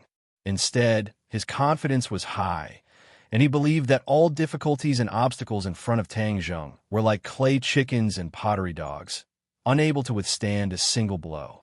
Therefore, after hearing Tang Zheng's thoughts, Yin Patian raised his hands in agreement. Tang Zheng nodded and said, "If that's the case, then you should pay more attention to Ji Wuxiang and the movements of that Go Club. If there's any movement, you must inform me." Understood. Yin Potion's eyes flickered with a bright light, his passion surging. After everyone left, Tang Zheng went to the company again. Although Mu Hongyan was still overseas, the business in China was doing well. Lin Hu, Fire Phoenix, and the others had also established a firm foothold in the business world. They had completely broken away from their initial social class. Their temperament and image had greatly changed, causing people to look at them in a new light. This group of old subordinates had a long chat with Tang Zheng, and the atmosphere was very warm. Now, they were all busy people. They had transformed into business elites and had become flying people, traveling all over the country. Without a doubt, Tang Zheng had given them a new lease on life, so they respected him from the bottom of their hearts. However, they were busy with work, so their cultivation fell further and further behind. However, seeing that they were enjoying themselves, Tang Zheng did not force them to cultivate. Everyone had their own lives, so there was no need to ask everyone to be the same. Tang Zheng had nothing to do, so he recuperated and focused on cultivating. Seeing that the time for school to start was getting closer and closer, Tang Zheng remembered his grandfather's earnest expectations and decided to agree to the school's request to return to the school. However, he was not willing to contact the school's leaders, so he planned to pass the message through Professor Qi Shaowen. Of course, this kind of thing could not be replaced by a phone call. He had to personally visit. This was the respect and etiquette that a student should have. Thus, he brought some gifts and went to Professor Qi's house alone. This was the first time he had come a visit. In the past, his interactions with Professor Qi had always been within the campus. Professor Qi's house was located in an old neighborhood. The neighborhood was lush with lush foliage, and the scenery was beautiful. Tang Zheng knocked on Professor Qi's door. After a while, Professor Qi opened the door and said, "Come in, it's too hot outside." "Oh, come on in. Why did you bring these things?" "Just some small things." Tang Zheng placed the gifts on the coffee table and looked up to size up the house. This was a 3-bedroom house. It was quaint, but unlike other houses, it lacked many daily necessities and had many shelves. The shelves were filled with antiques and all kinds of books. It was like a museum. "Professor Qi, your house is really a world of its own. It's an eye-opener," Tang Zheng praised. Qi Shaowen laughed. These things were the pride of his life. Without these antiques, his life would not be complete. Professor Qi was once married, but he was obsessed with archaeology and did not know how to be romantic. In the end, his wife ran away with someone else. Since then, he had devoted almost all of his time and life to archaeology. Although he was now a prominent figure in the archaeological world, he had always been alone. However, he did not feel lonely. With these antiques by his side, he felt that his life was full of meaning. These antiques were like family to him. "You came at the right time. I told you last time that I had a collection of interesting objects. You might be interested," Qi Shaowen said excitedly. Tang Zheng smiled and said, "It must be something good if it can catch your eye, Professor Qi." Qi Shaowen laughed. "I won't be modest in front of you. I accept your compliments. Come with me to the back room." Qi Shaowen entered the back room mysteriously. Tang Zheng followed him in with a smile. The back room did not have as many antiques as the living room. The furnishings were simpler, but they exuded a sense of exquisiteness. There was a table in the middle of the room. On the table was a large object, but it was covered by a black cloth. It was impossible to see what was inside. Qi Shaowen blinked at Tang Zheng like a child. He asked mysteriously, "What do you think is inside?" Tang Zheng laughed involuntarily and shook his head. "There are thousands of antiques in the world. I can't guess." "Just take a guess," Qi Shaoan egged him on. Seeing his confidence, Tang Zheng muttered to himself, "It must be something extremely rare. Otherwise, it would not have piqued his interest." However, after thinking for a few seconds, he shook his head and admitted defeat. "Professor Qi, I really can't guess. You should hurry up and reveal the mystery." "Haha, it's not easy to baffle you. Take a good look. What is this?" Qi Shaoan was in high spirits. He looked as if he had become 20 years younger. He was brimming with energy. He grabbed a corner of the black cloth and pulled it hard. The black cloth slid off, revealing the object's true appearance. There was a glass case covering an object. When Tang Zheng's gaze fell on it, his eyes widened and he let out a cry of surprise. Seeing Tang Zheng's reaction, even Professor Qi was shocked. He had never seen Tang Zheng lose his composure like this before. He could not help but be curious. Could it be that he knew the origin of this object?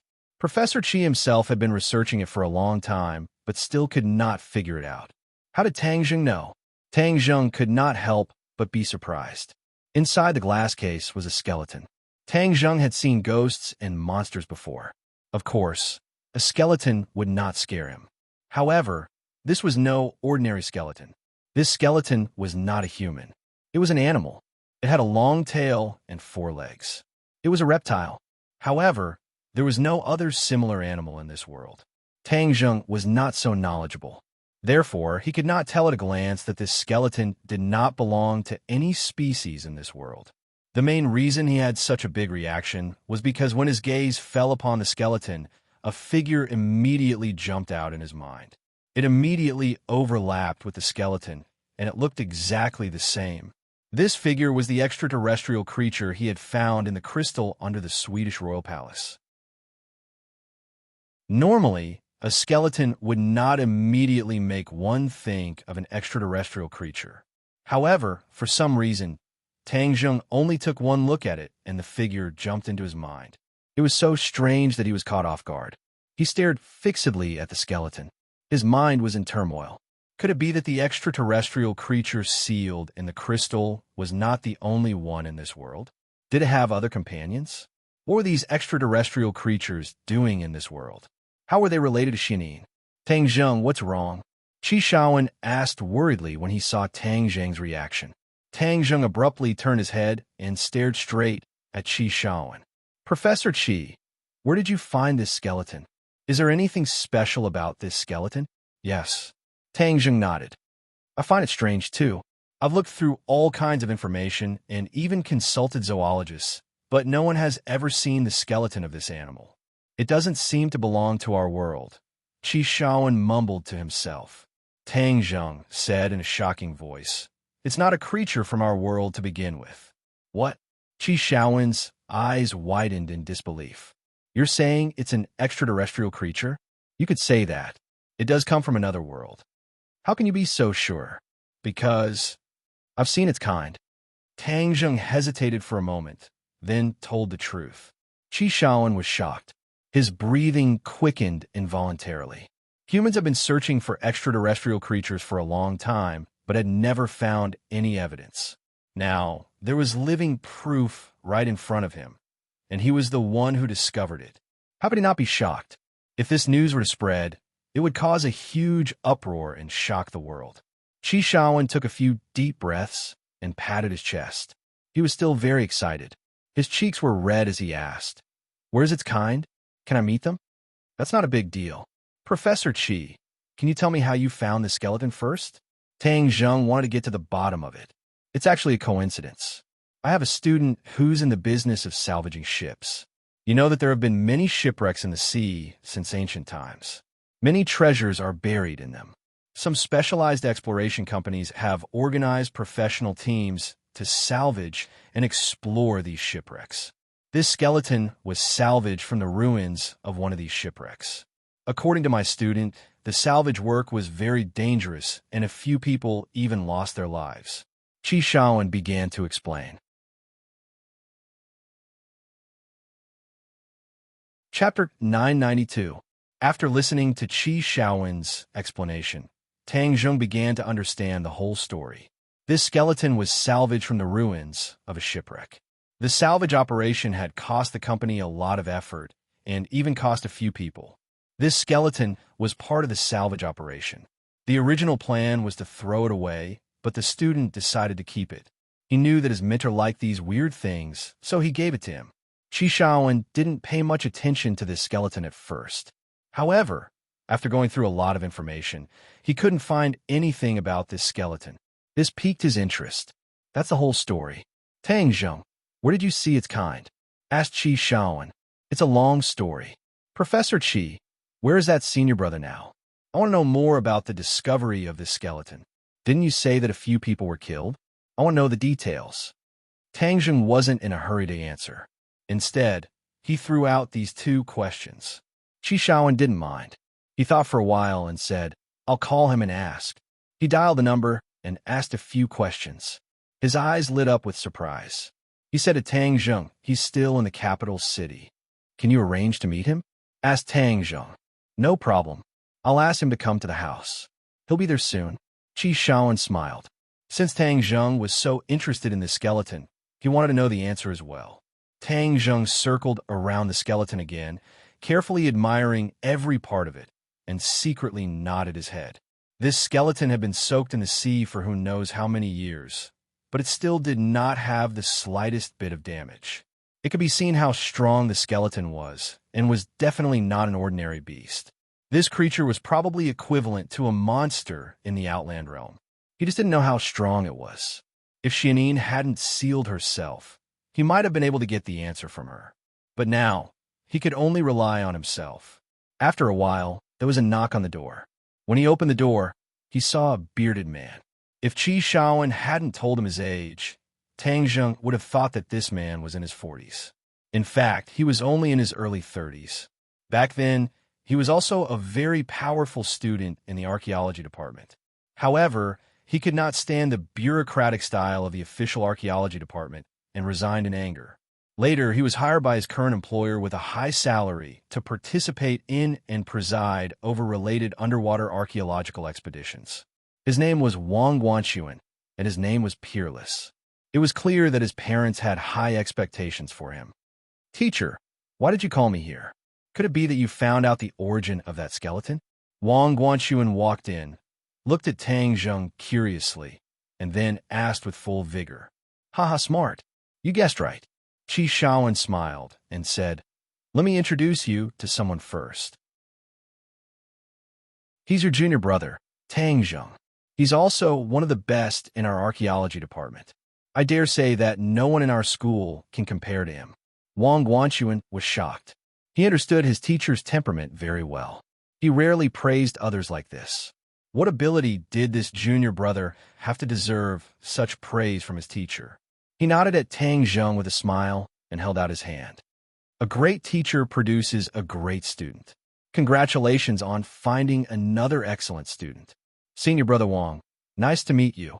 Tang Zheng greeted politely. Wang Guanxuan laughed heartily and waved his hand. Don't call me senior brother. I'm a few years older than you. Just call me Brother Wang. Okay, Brother Wang. Thank you for coming in person this time. Oh, that's too formal. We're all teacher students. It's a blessing that we've cultivated in our previous lives. It's fate that brought us together. Actually, I was going to visit teacher because I'm leaving tomorrow. I don't know when I'll be back to visit teacher again. So soon? You've only been back for a few days and you're going back to work again? Qi Shaowen was surprised. Well, the salvage work is not over yet. I came back mainly to take care of the deceased colleagues. Now that everything has been settled, I can't delay. The others are waiting for me to go back and take charge of the overall situation. I don't believe that I can't bite this hard bone. Wang Guanxuan said energetically. Brother Wang, this time I asked you to come because of this skeleton. Tang Zheng said straightforwardly. Wang Guanxuan raised his eyebrows and looked at Tang Zheng in surprise. Oh, could it be that you're interested in this skeleton? That's why teacher specially asked me to come? Yes, I want to know the details of how you found this skeleton. This involves trade secrets and shouldn't be made public. But since you've asked, I'll tell you the truth. Wang Guanxuan said generously. Thank you, Brother Wang. I'm all ears. We spent a lot of manpower and money to determine the location of this shipwreck site. We have a lot of experience in salvaging shipwrecks. We've never failed before, so we're very confident. After we did a lot of preparation, we dived into the shipwreck site. It was hundreds of meters deep, and it was completely dark. It was a huge ship, like an ancient warship. In the end, we found decayed turrets and weapons on the ship, as well as many skeletons. It confirmed our guess that this was indeed an ancient warship. In fact, there shouldn't be many valuable things on an ordinary warship. But since we've come down and done so much preparation work, we naturally can't go back empty-handed. So we snuck into the warship. Although it's been a long time and has been corroded by the sea, we can still see the glory of the warship. In ancient times, this warship was definitely a giant warship, the king of all warships. We found a lot of traces of fighting inside the warship. The warship was seriously damaged. This level of fighting didn't seem like something that could be done by human strength. Oh no, maybe those martial arts masters in wuxia movies could do it. We guessed that maybe it was attacked by the enemy and engaged in a life and death battle with the enemy, causing the warship to sink. We went deeper and deeper. In the end, we found a lot of gold, silver, and jewels in the bottom of the warship. This made us very shocked because we didn't have much hope. We just came here with the intention of visiting.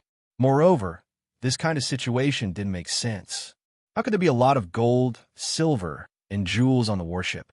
But this undoubtedly made a huge change in our exploration work. It turned out that this was a real treasure trove.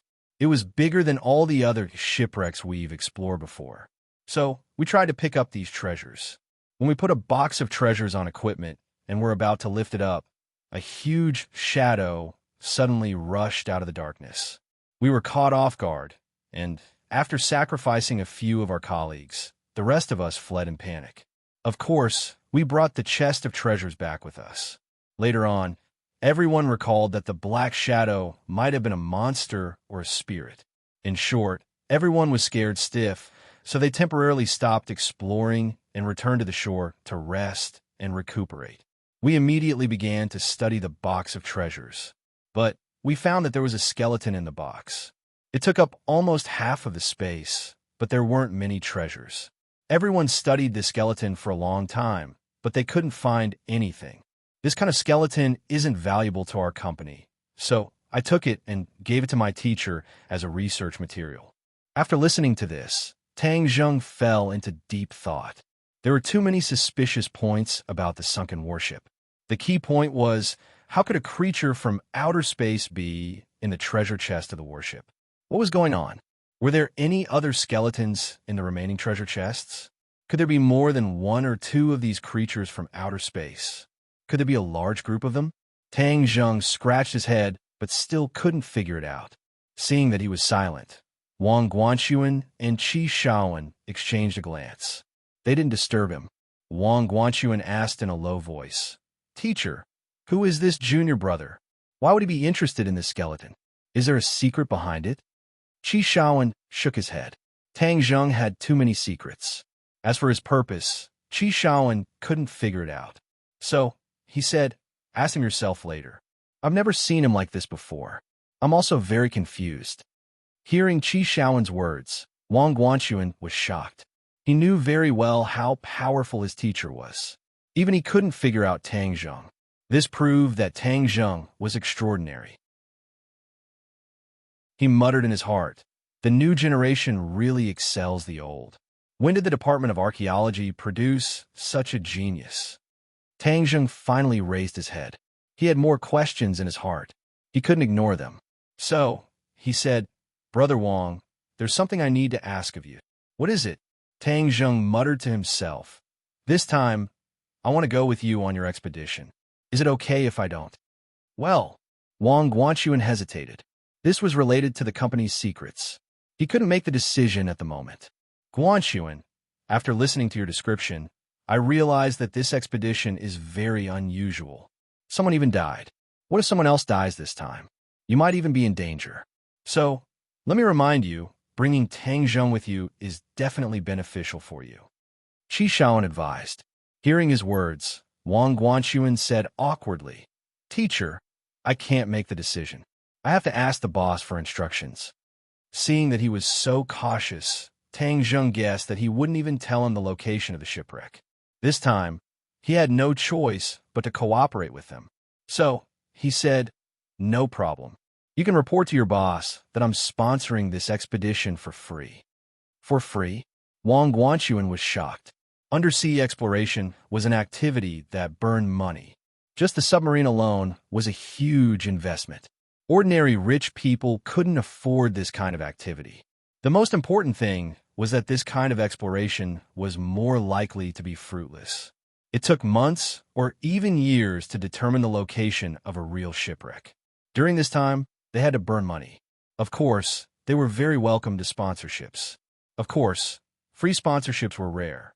So, after hearing Tang Zheng's words, Wang Guanxuan was even more confused. He couldn't figure out what Tang Zheng was thinking.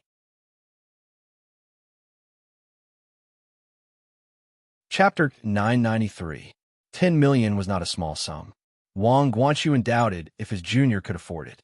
However, judging from Qi Shaowen's nonchalant expression, Wang Guanxuan guessed that his junior was not lying. He bit his tongue and could not hide his surprise. He covered his phone and asked in a low voice, "This is not a small sum. Are you sure?" Tang Zheng said calmly, "I'm sure. Just report to your boss." Wang Guanxuan glanced at Qi Shaowen. Seeing that he was unmoved, Wang Guanxuan did not stop him. He took a deep breath and suppressed his surging emotions. He removed his hand from the phone and reported it to his boss.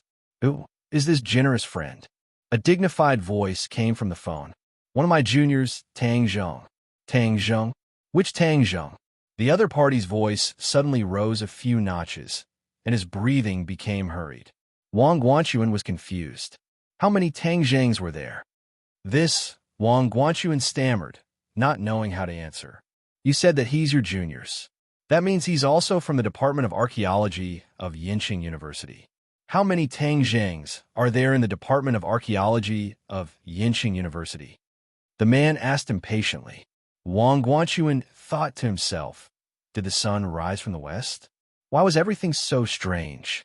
Was the name Tang Zheng very famous? Why had he never heard of him before? He spent most of his time on the sea and knew little about domestic affairs. Naturally, he had never heard of this name, but his boss was different. After all, he was also a person with a lot of wealth. Of course, he knew a lot about the various powers in the country, especially the name of Tang Zheng, a rising star. It was almost enough to grind calluses out of his ears. Wang Guanxuan looked at Qi Shaowen for help. How many Tang Zhengs were there in the Department of Archaeology of Yinqing University? Only Professor Qi could answer this question. A meaningful smile appeared on Qi Shaowen's face. He said calmly, "It's not just the archaeology department. There's only one Tang Zheng in the entire Yinqing University." His voice was quite loud, and the boss heard it clearly. His breathing was like a bellows, and it sounded hurriedly. Wang Guanxuan was shocked by this scene and hurriedly asked, "Boss, what happened to you? We can't accept this money." "Oh, why?" Wang Guanxuan felt incredulous. He didn't want the money that was given to him. The boss wasn't so generous. "Not only can we not accept this sum of money, we must also satisfy all of young Master Tang's requests," the boss said resolutely, and he used the word must. There was no room for negotiation. "I authorize you to talk to young Master Tang in detail. We will satisfy any request he has," the boss added again, afraid that Wang Guanxuan wouldn't understand his true intentions. "Also, please send my regards to young Master Tang. Tell him that it's very rude of me to not visit him in person while I'm abroad. I'll definitely visit him as soon as possible." Wang Guanxuan was shocked to see the boss mobilize so many people. This was because he knew the boss very well. He was a successful person in many fields. He was usually arrogant, and many successful people couldn't enter his eyes. Why did he have such a big reaction to a university student this time? He even felt a little cautious. Wang Guanxuan felt that all of this was like a dream. It was hard to imagine. He couldn't help but look at Tang Zheng carefully. He wanted to see through this little junior brother of his. However, After looking at him for a long time, other than his calm appearance, there was nothing special about him. He didn't even have the legendary aura of a king. The urging voice on the phone woke him up as if he had just woken up from a dream. He quickly said to Tang Zheng, "Junior brother, our boss said that we don't need your money, but we will satisfy any request you have. He also asked me to send his regards to you. Besides, he will find time to visit you." Oh, Tang Zheng raised his thick eyebrows. This was beyond his expectation. "Do I know your boss? What's his name?" "Du Qifeng." Tang Zheng shook his head. He really hadn't heard of this name. Wang Guanchuan's expression became more and more strange. He hadn't even heard of Tang Zheng's name. Why did the boss have such a big reaction? He couldn't figure out the reason even after racking his brains. The boss had hung up the phone, so he didn't have a chance to ask. Tang Zheng thought for a while and understood something. His name was well known and even had a deterrent effect. Even a boss he had never met was so respectful to him. No matter what the other party's purpose was, Tang Zheng would remember this. "Brother Wang, since your boss has agreed, what time and where will you leave tomorrow?" Tang Zheng asked. "We'll leave at 9 o'clock in the morning. We'll drive straight from the hotel to the harbor in the east. Our research boat is anchored at the harbor. We'll take the boat out to sea," Wang Guanchuan said honestly. Tang Zheng nodded. "Then I'll see you there. As for this skeleton, Professor Qi, can I take it with me?" Qi Shaoan laughed and made a gesture of pushing his hands forward. He said generously, "I can't figure out its origin anyway. Since you have a clue, you can take it with you. However, if you really find out the secret in the future, don't keep it to yourself. You must remember to tell me." Although Qi Shaoan knew that Tang Zheng already knew a lot about the origin of this unknown creature, he didn't insist on getting to the bottom of it. Instead, he waited for all the answers to surface before waiting for Tang Zheng's explanation. This showed how much he trusted Tang Zheng. Wang Guanchuan took a deep look at his mentor and Tang Zheng. This pair of teacher and student seemed to be different from before. At least among all the students that Wang Guanchuan knew, none of them were like Tang Zheng. Tang Zheng smiled faintly and nodded. "Professor Qi, don't worry. I'll tell you everything when I find out all the secrets." "Okay, then I'll wait for that day." Qi Shaoan didn't mind at all. Tang Zheng gently opened the glass cover. Wang Guanchuan hurriedly asked, "Are you going to take it away just like that?" Since he was going to explore the sea with Wang Guanchuan, some secrets couldn't be hidden from him. Therefore, Tang Zheng didn't try to hide it. He smiled mysteriously at him and said, "I have a little trick that can take this skeleton away." "A little trick?" Wang Guanchuan was confused. In the next second, his whole body stiffened as if someone had cast a spell on him. He was dumbfounded. "What did I just see?" A voice sounded in his mind. "I saw that skeleton disappear right under my nose. It disappeared in the blink of an eye. Where did it go?" Wang Guanchuan looked around, trying to find the skeleton. However, he found that nothing had changed. Besides, there was no place to hide the skeleton. Wang Guanchuan stammered. After a long while, he squeezed out a sentence. What is going on? Where's the skeleton?" Tang Zheng smiled mysteriously. "It's just a little trick. Sorry for the inconvenience. Professor Qi, I'm here to talk to you about reinstating my status as a student. Please tell Yin Liang that I agree to go back to school." Before leaving, Tang Zheng finally revealed his purpose of visit. He had been distracted by the skeleton just now and had almost forgotten about it. Qi Shaoan smiled in relief. "That's a wise choice. I believe that you can achieve better results. I'll tell Yin Liang. As for whether I'll be attending classes or not, tell him that I'll definitely be absent. When the time comes, don't bother me with this kind of thing. Otherwise, I'll just leave." Tang Zheng added. These conditions had to be agreed upon in advance. Otherwise, it would be troublesome when the time came. "No problem. In fact, as long as you agree to go back to school, none of the problems will be a problem. The school has really put in a lot of effort to get you back," Professor Qi said.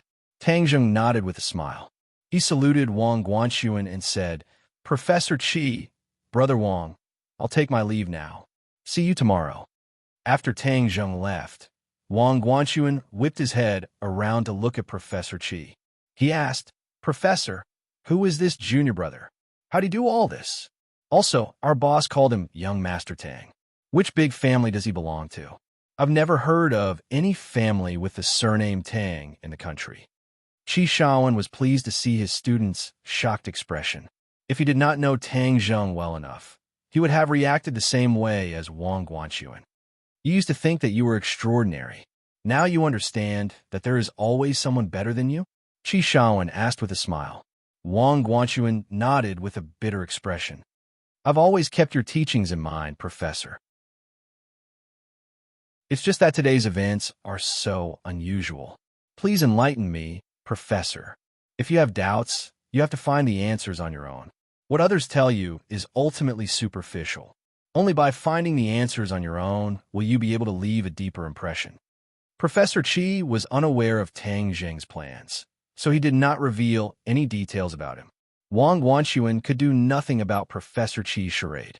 He could only smile bitterly. Professor, why do I feel like everything has become so mysterious when I come back this time? Qi Shaowen clapped his hands and laughed heartily. One is marked by the company one keeps. After spending so much time with Tang Zheng, I do feel like I've become a lot more mysterious. Is he really that magical? Wang Guanxuan was skeptical. You'll know when the time comes. Wang Guanxuan shook his head and smiled bitterly. It seemed that he really needed to figure out this junior brother of his. He did not know why he had spent so much effort on this archaeological expedition. Perhaps the answer to all these questions would only be revealed when the time came. Tang Zheng returned home and informed everyone of his decision. Instantly, there was an uproar. This was because he had only been home for a short period of time. But had not even warmed up before he had to leave again. When would this life of running around come to an end? Although the atmosphere in this big villa was usually a little strange, with open strife and veiled strife, these were all centered around Tang Zheng. If he were to leave, who would these strife and veiled strife be for? Several people volunteered to go with him. However, Tang Zheng considered the special nature of the undersea warship, especially since it involved creatures from the outland. He could not afford to be careless. Therefore, it was better not to bring anyone along. If there were any dangers, he would have to come up with corresponding countermeasures. Although everyone had different opinions, none of them could shake Tang Zheng's determination.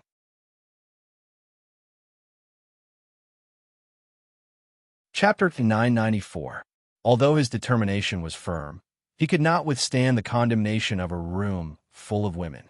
Tang Zheng felt as if his head was about to explode as he felt helpless.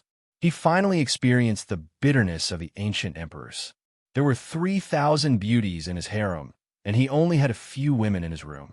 He felt as if his head was about to explode. He did not know how those emperors managed to survive. Looking at everyone's unyielding eyes, he finally compromised. All right, I can bring someone, but only one person. You guys decide who will go. Everyone looked at each other when they heard this. Suddenly, Yi Dingdang had an idea and said, draw lots. Whoever wins will go. All right, everyone agreed. After a while, a few paper balls were prepared.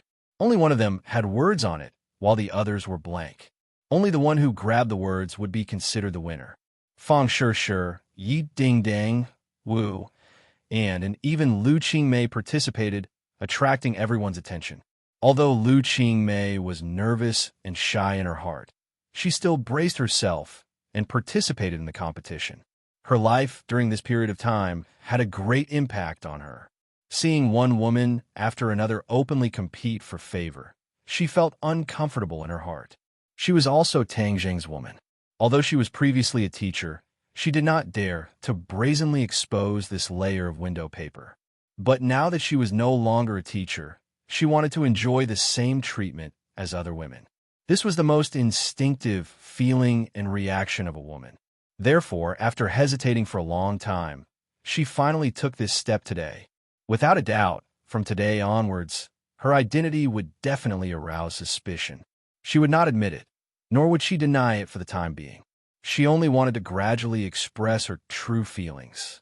Seeing everyone look at her, Lu Qingmei repeatedly told herself not to feel guilty and that she must remain calm. Therefore, she clenched her teeth and calmly chose a paper ball. Yi Dingdang's heart jolted as she guessed something. She exchanged a glance with Fang Shirshir and couldn't hide the shock in her heart. Could it be that Lu Laoshi and Tang Zheng? They instantly realized that they had been fooled.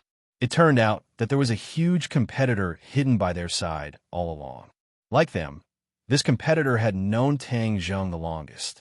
She was even more of a threat than Anne, whom they had always been wary of. Yi Dingdang was like a kitten whose tail had been stepped on. Her entire body bristled, and she almost jumped up. If not for the fact that there were so many people around, she would have jumped up and questioned Tang Zheng. At this moment, she could only glare fiercely at Tang Zheng. Tang Zheng did not expect that Lu Qingmei would actually take this step. Although he was shocked, he did not blame her. As a man, how could he blame his own woman? She did this because she had her own concerns. Tang Zheng would definitely stand behind her unwaveringly. Looking at Yi Dingdong's gaze, Tang Zheng looked down and pretended not to see it. Wu Junshan and Lan Yu looked at each other, unable to hide their surprise and worry. They sighed inwardly and could only smile bitterly. Their romantic debt was increasing. When would it end? Empyrean Fairy expressionlessly glanced at them. Her heart was as clear as a mirror. As an outsider, she could see the most clearly. Although Tang Zheng and Lu Qingmei did not normally speak or act strangely, she was still able to detect some clues. Now that she saw it, it was exactly as she had guessed. She was not surprised, and her eyes were somewhat playful. After all, she was a person from ancient times. It was not strange for her to have 3 wives and 4 concubines. However, she had always been a firm believer in uniqueness. She did not fit in with the environment of her time. She hoped that her lover would only treat her well. No matter how outstanding the other party was, she would not accept a half-hearted person. However, she would not criticize Tang Zheng. She believed that this was a common characteristic of many men. He was not an exception. All right, announce the results.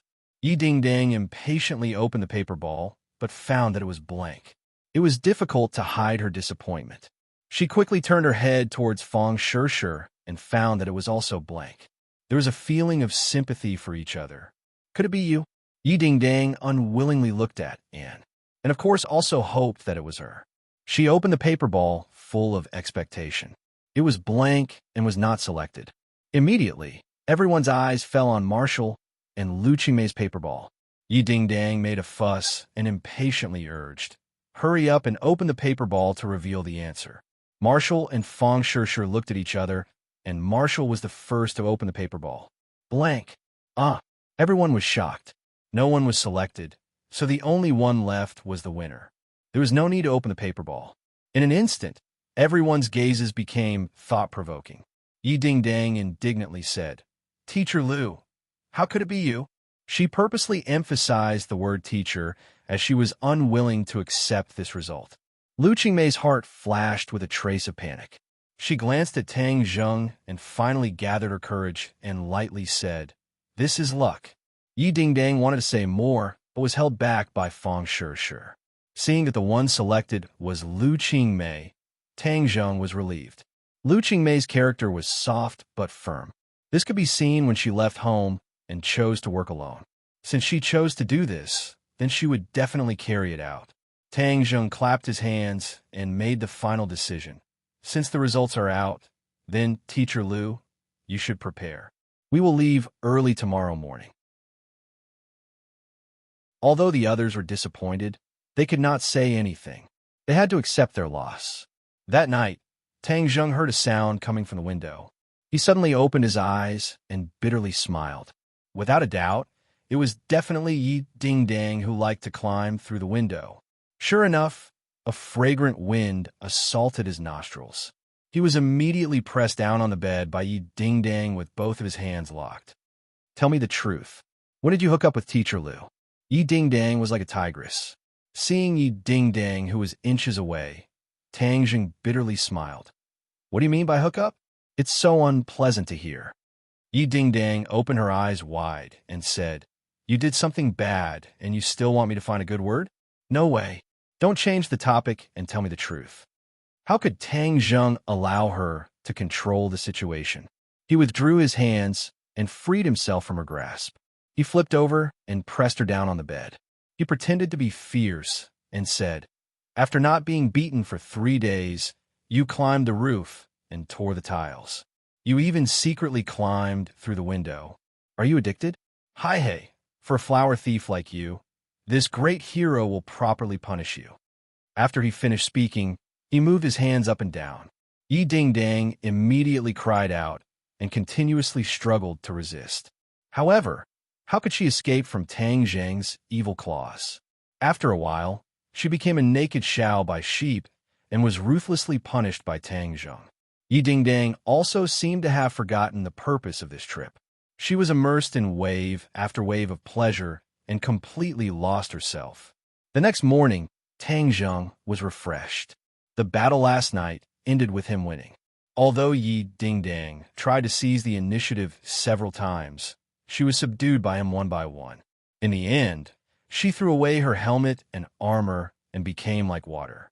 But when the sky was about to brighten, she resisted the soreness of her body and secretly climbed through the window to return to her room. Looking at her clumsy appearance, Tang Zheng could not help but laugh. Yi Ding Dang continuously glared at him. Tang Zheng and Lu Qingmei said goodbye to everyone. After walking a distance, Lu Qingmei took the initiative to hold Tang Zheng's hand. Tang Zheng stopped and looked at her eyes that were curved like autumn water. His heart warmed and he hugged her. Under the sunlight, the two people tightly hugged each other, feeling each other's body temperature and heartbeat. Lu Qingmei very much enjoyed the feeling of tightly hugging him under the sunlight.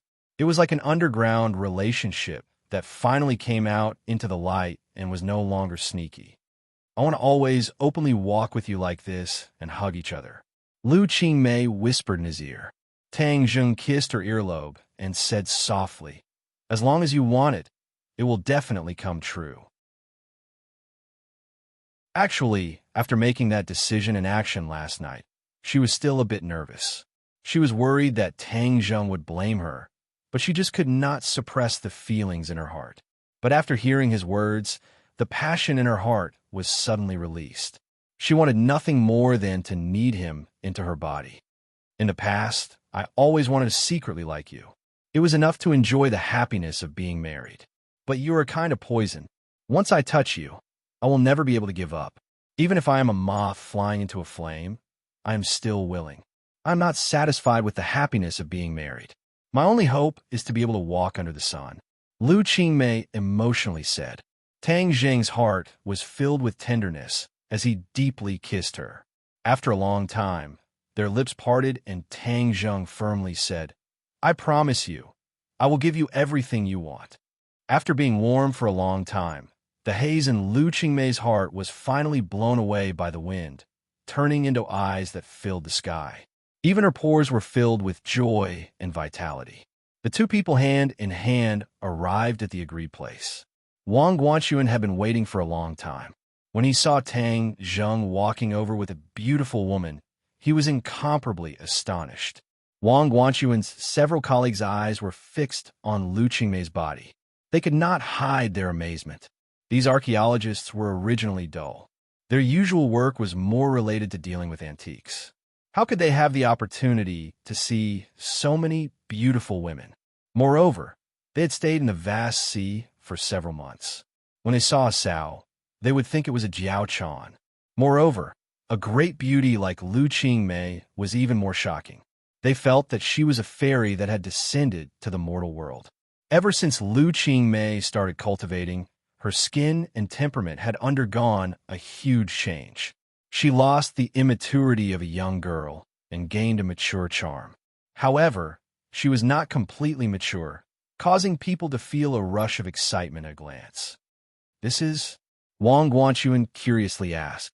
"My girlfriend, Lu Qingmei," Tang Zheng generously introduced. Lu Qingmei gratefully glanced at Tang Zheng. This girlfriend was undoubtedly a response to her heartfelt words. He wanted to let her walk under the sun with her head held high. He, junior brother, is really lucky to have such a beautiful girlfriend, Wang Guanchuan praised. "Can I bring her along?"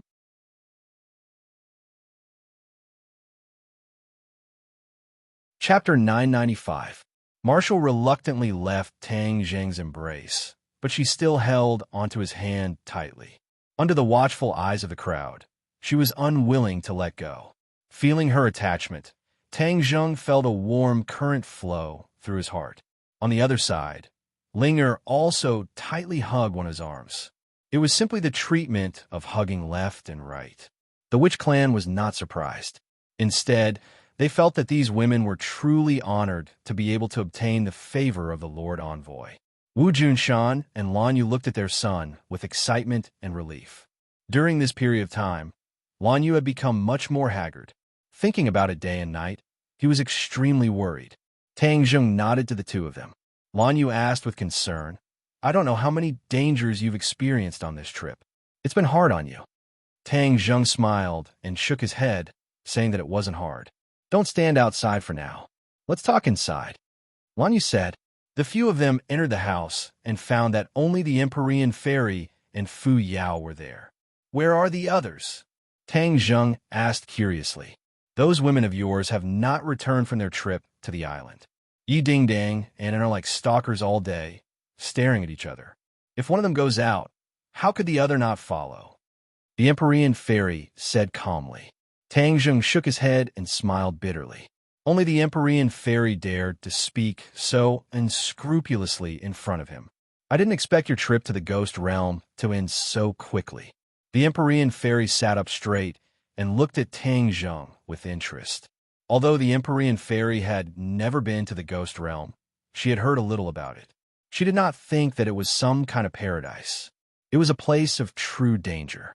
The fact that Tang Jing had returned so quickly and safely was truly out of her expectations. With the help of a noble, everything went smoothly. What noble? Although the Empyrean Fairy's cultivation was high, she had never been to the other world. Naturally, she was full of curiosity, and she couldn't hide her curiosity about the nobles. Wu Junshan, Lan Yu, and the others also widened their eyes and stared at Tang Jing. Tang Jing briefly explained the trip to the Ghost Realm. When a few of them heard this, they sucked in a breath of cold air, especially Lan Yu and Wu. Their expressions were especially worried. Wu grabbed onto Tang Jing's palm and broke out in cold sweat. "It's so dangerous. Don't go to that damned place again," Marshall said with lingering fear. Lan Yu hurriedly agreed. "That's right. The Ghost Realm is too dangerous. Don't ever go there again. After all, the 10 Yama Kings are not to be trifled with.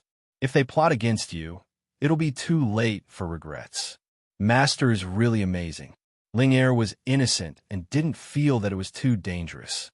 Instead, she felt that her master was an unparalleled hero. The Empyrean Fairy listened with great interest. Her eyes became brighter and brighter. She suddenly nodded and said, "So the Ghost Realm not only has the 10 Yama Kings, but also an even more powerful Dizong of Goguryeo. This is really surprising. With the Dizong of Goguryeo upholding justice, the two realms are at peace. This is definitely a good thing for us. We don't have to worry about the Ghost Realm for the time being." After pausing for a moment, the Empyrean Fairy changed the topic and said, "However, the Ghost Realm still has the 10 Yama Kings. In the future, there might be some unforeseen events. Therefore, we can't let down our guard. With the Dizong of Goguryeo presiding over the situation, there shouldn't be any unforeseen events, right?" Tang Jing felt that the Empyrean Fairy was making a mountain out of a molehill. The Empyrean Fairy smiled. "I've seen too many people and too many things in the past. The Ghost Realm isn't much different from the human world. Everything is developing and changing. The Dizong of Goguryeo can preside over the situation now, but it doesn't mean that he can in the future. Therefore, we still have to be fully prepared." Wu Junshan, who had been silent all this time, finally spoke. Fu Yao's words make sense. Humans are the most fickle, and ghosts are no exception. It's too early to discuss this matter. Tang Jing didn't want to talk more and changed the topic. "You didn't tell anyone about my trip to the Ghost Realm, right?" "According to your instructions, we didn't tell anyone." "That's good."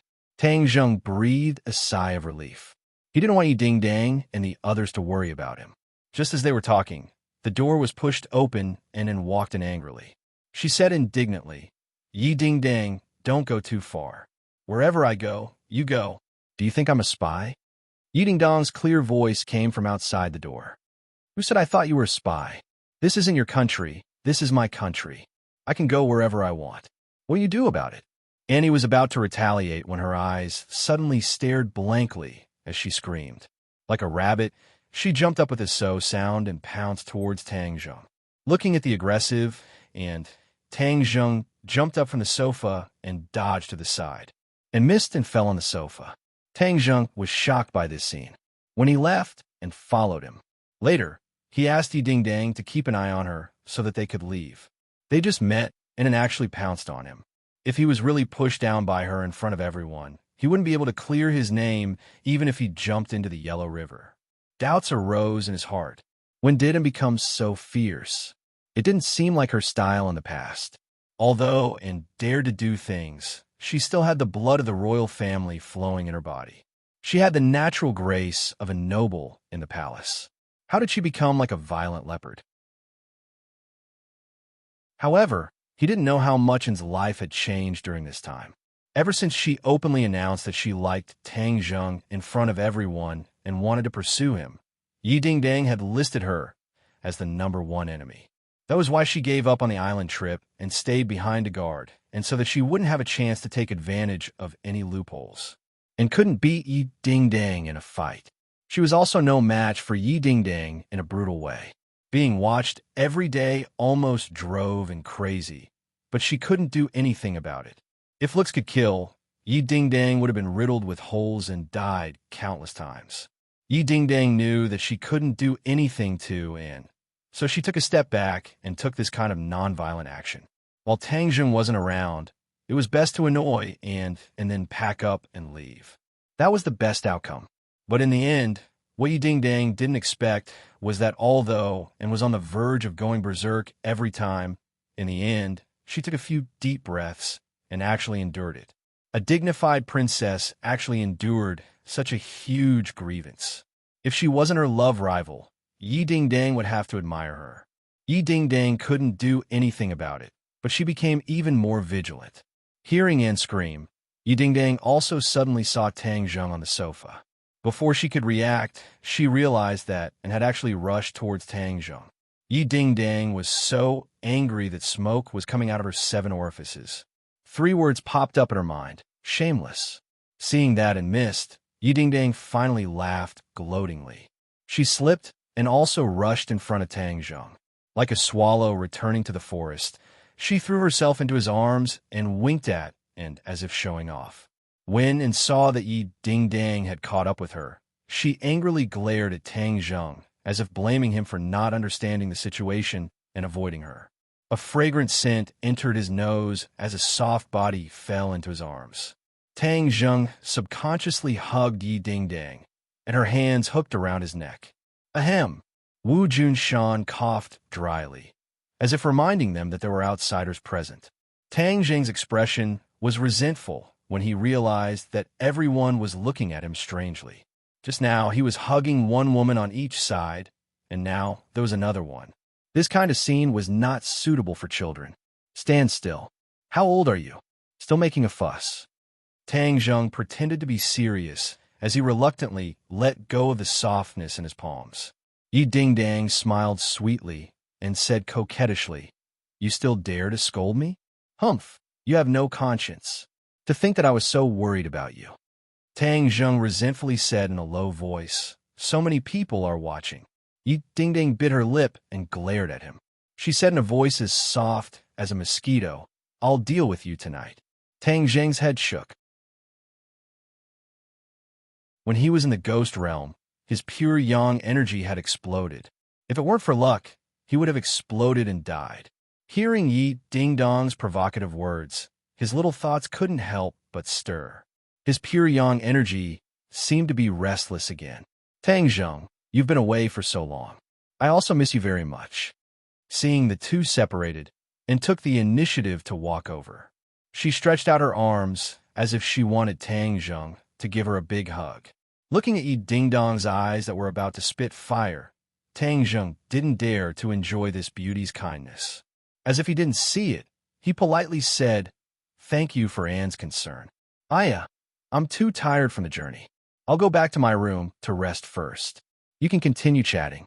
The atmosphere in the living room was so strange that Tang Zheng didn't want to stay and attract the fire. He quickly slipped away and returned to his room. Yi Dingdang was like a general who had won a battle. She proudly glanced at and, as if to say that compared to her, she was still too young, and angrily stomped her foot. She clenched her teeth and refused to admit defeat as she said, "Let's wait and see." She walked back to her room in her high heels. Her room was right next to Tang Zheng's. It was her act of moving her room that provoked the other women. They hated her blatant act of poaching, but because she was too open and honorable and also had the status of princess, the others couldn't do anything about it. Wu Junshan worriedly looked at this scene. He looked at his wife, and the two of them walked to the side and whispered to each other. Tang Zheng's charm to attract girls is too great. It's like a war is going on at home all day. It's not a good thing. As his mother, shouldn't you remind him? Wu Junshan worriedly said, "How can I say something like this? Shouldn't you, the father, be the one to say it?" Lan Yu rolled her eyes. "Although it's a bit inappropriate, at least it proves that our son's charm is great. An old man like you naturally can't compare." Wu Junshan bitterly smiled. "How can I compare to him? I'm just worried that there will be a fire in the backyard. After all, women can be very scary when they go crazy." Lan Yu glared at him and asked, "You're saying that I'm scary? When was I talking about you? Am I not a woman? I'm talking about other women."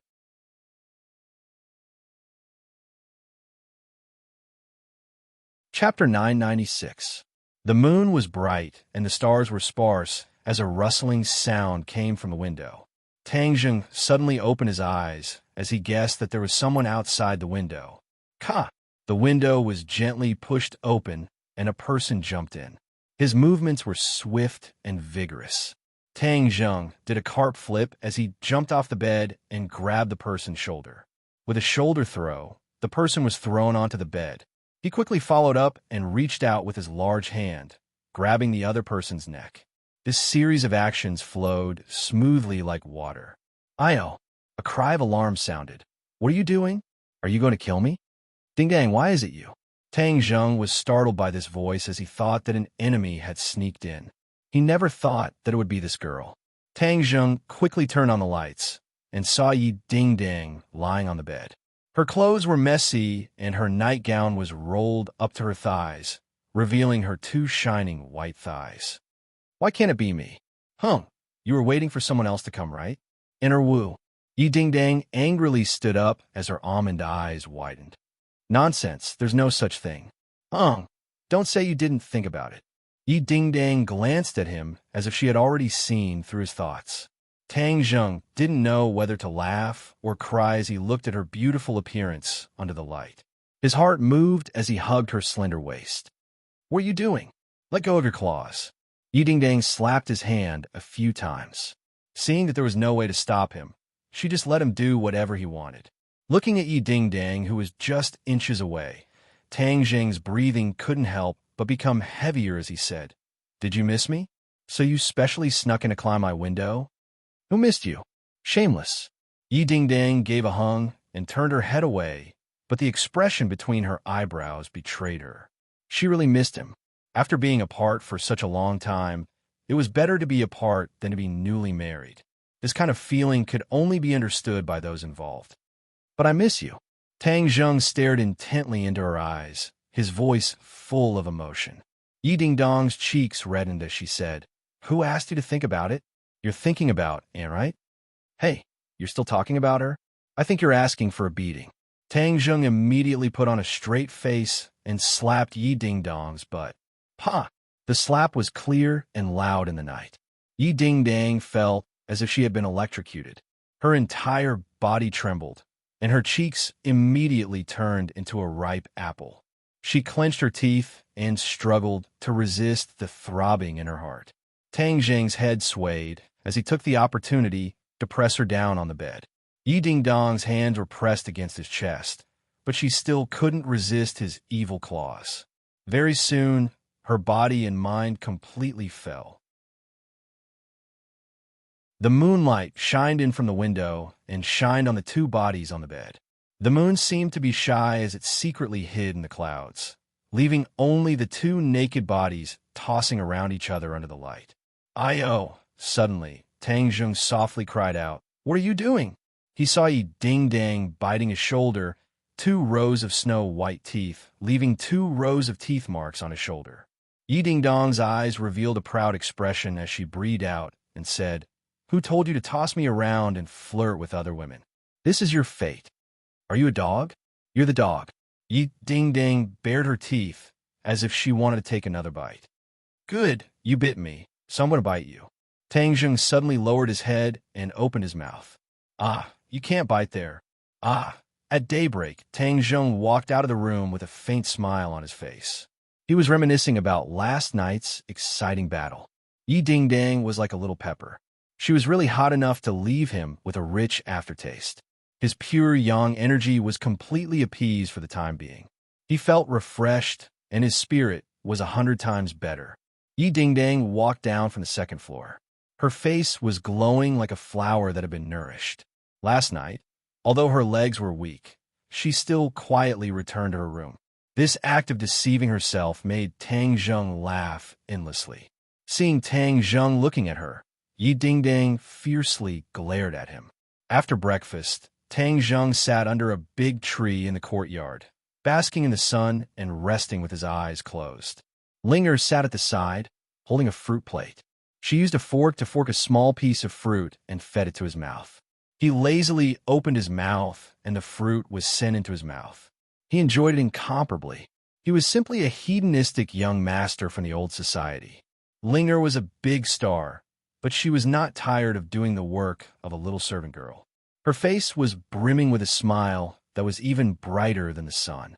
Yi Ding-dang looked at the two of them at the door and helplessly shook her head. Linger was really hopeless. Was there a need to spoil him like this? How could Tang Jung bear to order such an innocent and cute little girl around like this? And sat at the side and did not have this kind of treatment. On the contrary, because of Linger's existence, she almost could not get a word in edgewise. Yi Ding-dang was happy to see and suffer, so she hid at the side and snickered. "Who is it? Stop!" Suddenly, the voice of a witch clan warrior came from outside the courtyard. I'm looking for someone." A man said submissively. "Who are you looking for?" "Tang Jung." "Why are you looking for our Lord Messenger?" "Lord Messenger?" The man was obviously stunned. He was at a loss and did not know what to do. Tang Jung recognized this voice. It was his former tutor, Yin Liang. However, he did not want to pay attention to him. After all, they were practically from 2 different worlds. There was no need to ridicule each other for their past disputes. The school hasn't given up yet. Are they still trying to persuade me to go back to school? Tang Jung could not help but laugh. His life now was too dangerous and exciting. School life seemed like child's play to him. Moreover, the school had already revoked his student status. He really did not have much interest in it. "Go and tell Tang Jung that Qi Shaowen wants to see him." Another old voice sounded. Tang Jung shot up from his chair and exclaimed in a low voice, "Professor Qi, why is he here?" He quickly walked to the door. As expected, Professor Qi Shaowen and Yin Liang were standing at the door. Yin Liang was very uneasy. He did not know where to put his hands and feet. Qi Shaowen's hair was gray, but his expression was calm. He stood there proudly. Yin Liang's aura paled in comparison. "Professor Qi, why are you here?" Tang Jung greeted him warmly. Qi Shaowen saw Tang Jung, and a smile appeared on his face. He teased, "It's not easy to see you. You even have guards." "Professor Qi, you must be joking. I have no choice. The capital city has not been peaceful recently." "Yes, too many things have happened in the capital city recently. It's as if the world has been turned upside down." Qi Shaowen sighed. His gaze involuntarily fell on Linger. She stood aside obediently with a plate of fruit. She was very attractive. "Brother, do you want some?" Linger asked while forking a piece of fruit. In front of outsiders, she would automatically call him brother. This was something Tang Jung had repeatedly reminded her. She finally remembered it. "I'm not eating. You go back to the house first." "Oh, I'll feed you later." Linger carried the plate of fruit and floated away like a fairy. Only her beautiful back could be seen. In the eyes of Qi Shaoan and Yin Liang, the significance of this scene became extraordinarily significant. Qi Shaoan had seen Tang Zheng's tricks. He was slightly surprised, but did not pay much attention to it. Yin Liang, however, recognized Tang Ling, who had been appearing frequently recently. Her popularity had spread far and wide. Although Yin Liang was not a fan of celebrities, he was still a young man. It was not difficult for him to recognize her. Tang Ling, was even prettier in person than on screen. But why was she so nice to Tang Zheng? She was like a maid serving him. This did not make sense. She was a superstar. Were they filming a movie? Seeing that Qi Shaoan had been invited into the courtyard, Yin Liang followed him, and shamelessly. Princess, and you're here too. Qi Shaoan nodded at Anne. He knew her, and stood up and returned the greeting politely. Professor Qi, nice to meet you. Yin Liang's brain shut down. Didn't Anne come back to China? Why was she at Tang Zheng's house? Tang Zheng was indeed a powerful man, but he could not be this powerful. Not only did he have a superstar as his maid, but he also had a European princess as his mistress. After both of them were seated, Ling walked out with a cup of tea. She said in a crisp voice, Grandpa, please have some tea. Qi Shaoan smiled happily. Okay, thank you, young lady. When Yin Liang saw Ling serving him tea, he hurriedly stood up. His face was as red as a tomato. He took the cup with trembling hands and sat down nervously. Professor Qi, long time no see. You look better, said Tang Zheng. Qi Shaoan shook his head and sighed. I'm old and useless. I have to admit that I'm old. You're a leading figure in the archaeological field. You're a walking treasure trove. You're not old at all. So many people are counting on you to teach them a thing or two. Qi Shaoan smiled in relief and started chatting. Yin Liang could not get a word in edgewise. He sat awkwardly, as if he was sitting on pins and needles. The two beautiful women sitting opposite him were too intimidating. Yin Liang's usual bossy attitude towards students was completely gone. He felt a little breathless. Tang Zheng, let's not beat around the bush. I'm here on a commission, said Qi Shaoan. Oh, what's the matter? Qi Shaoan glanced at Yin Liang and said, the school still hopes that you can go back to school. After all, your grades have always been excellent. The school doesn't want to lose a talent like you. As for the cancellation of your student status, it's all a misunderstanding. The person who did it has already been punished. Professor Qi, the school's leaders are really smart. I can't believe they got you to persuade them. Tang Zheng smiled and teased. Everyone knew that Tang Zheng was close to Professor Qi Shaoan. He was indeed the most suitable person to persuade them. Actually, I think that university life is still necessary. Although I know that you can't study forever, you can still study as long as you can. This is a life journey. You shouldn't give up halfway. Qi Shaoan advised. Yin Liang felt as if he had just woken up from a dream. Only then did he remember his mission. He nodded hurriedly and said, Professor Qi, you're right. University life is still necessary. Tang Zheng glanced at Yin Liang casually. Yin Liang's heart skipped a beat. He quickly shut his mouth and laughed dryly. The school's attitude is very open-minded. If you have any concerns or requests, feel free to tell us. The school will try its best to satisfy you. Qi Shaoan continued persuading him earnestly. You're tuning into the Warrior Lore YouTube channel. Don't forget to subscribe and join us on this journey to catch the most captivating stories.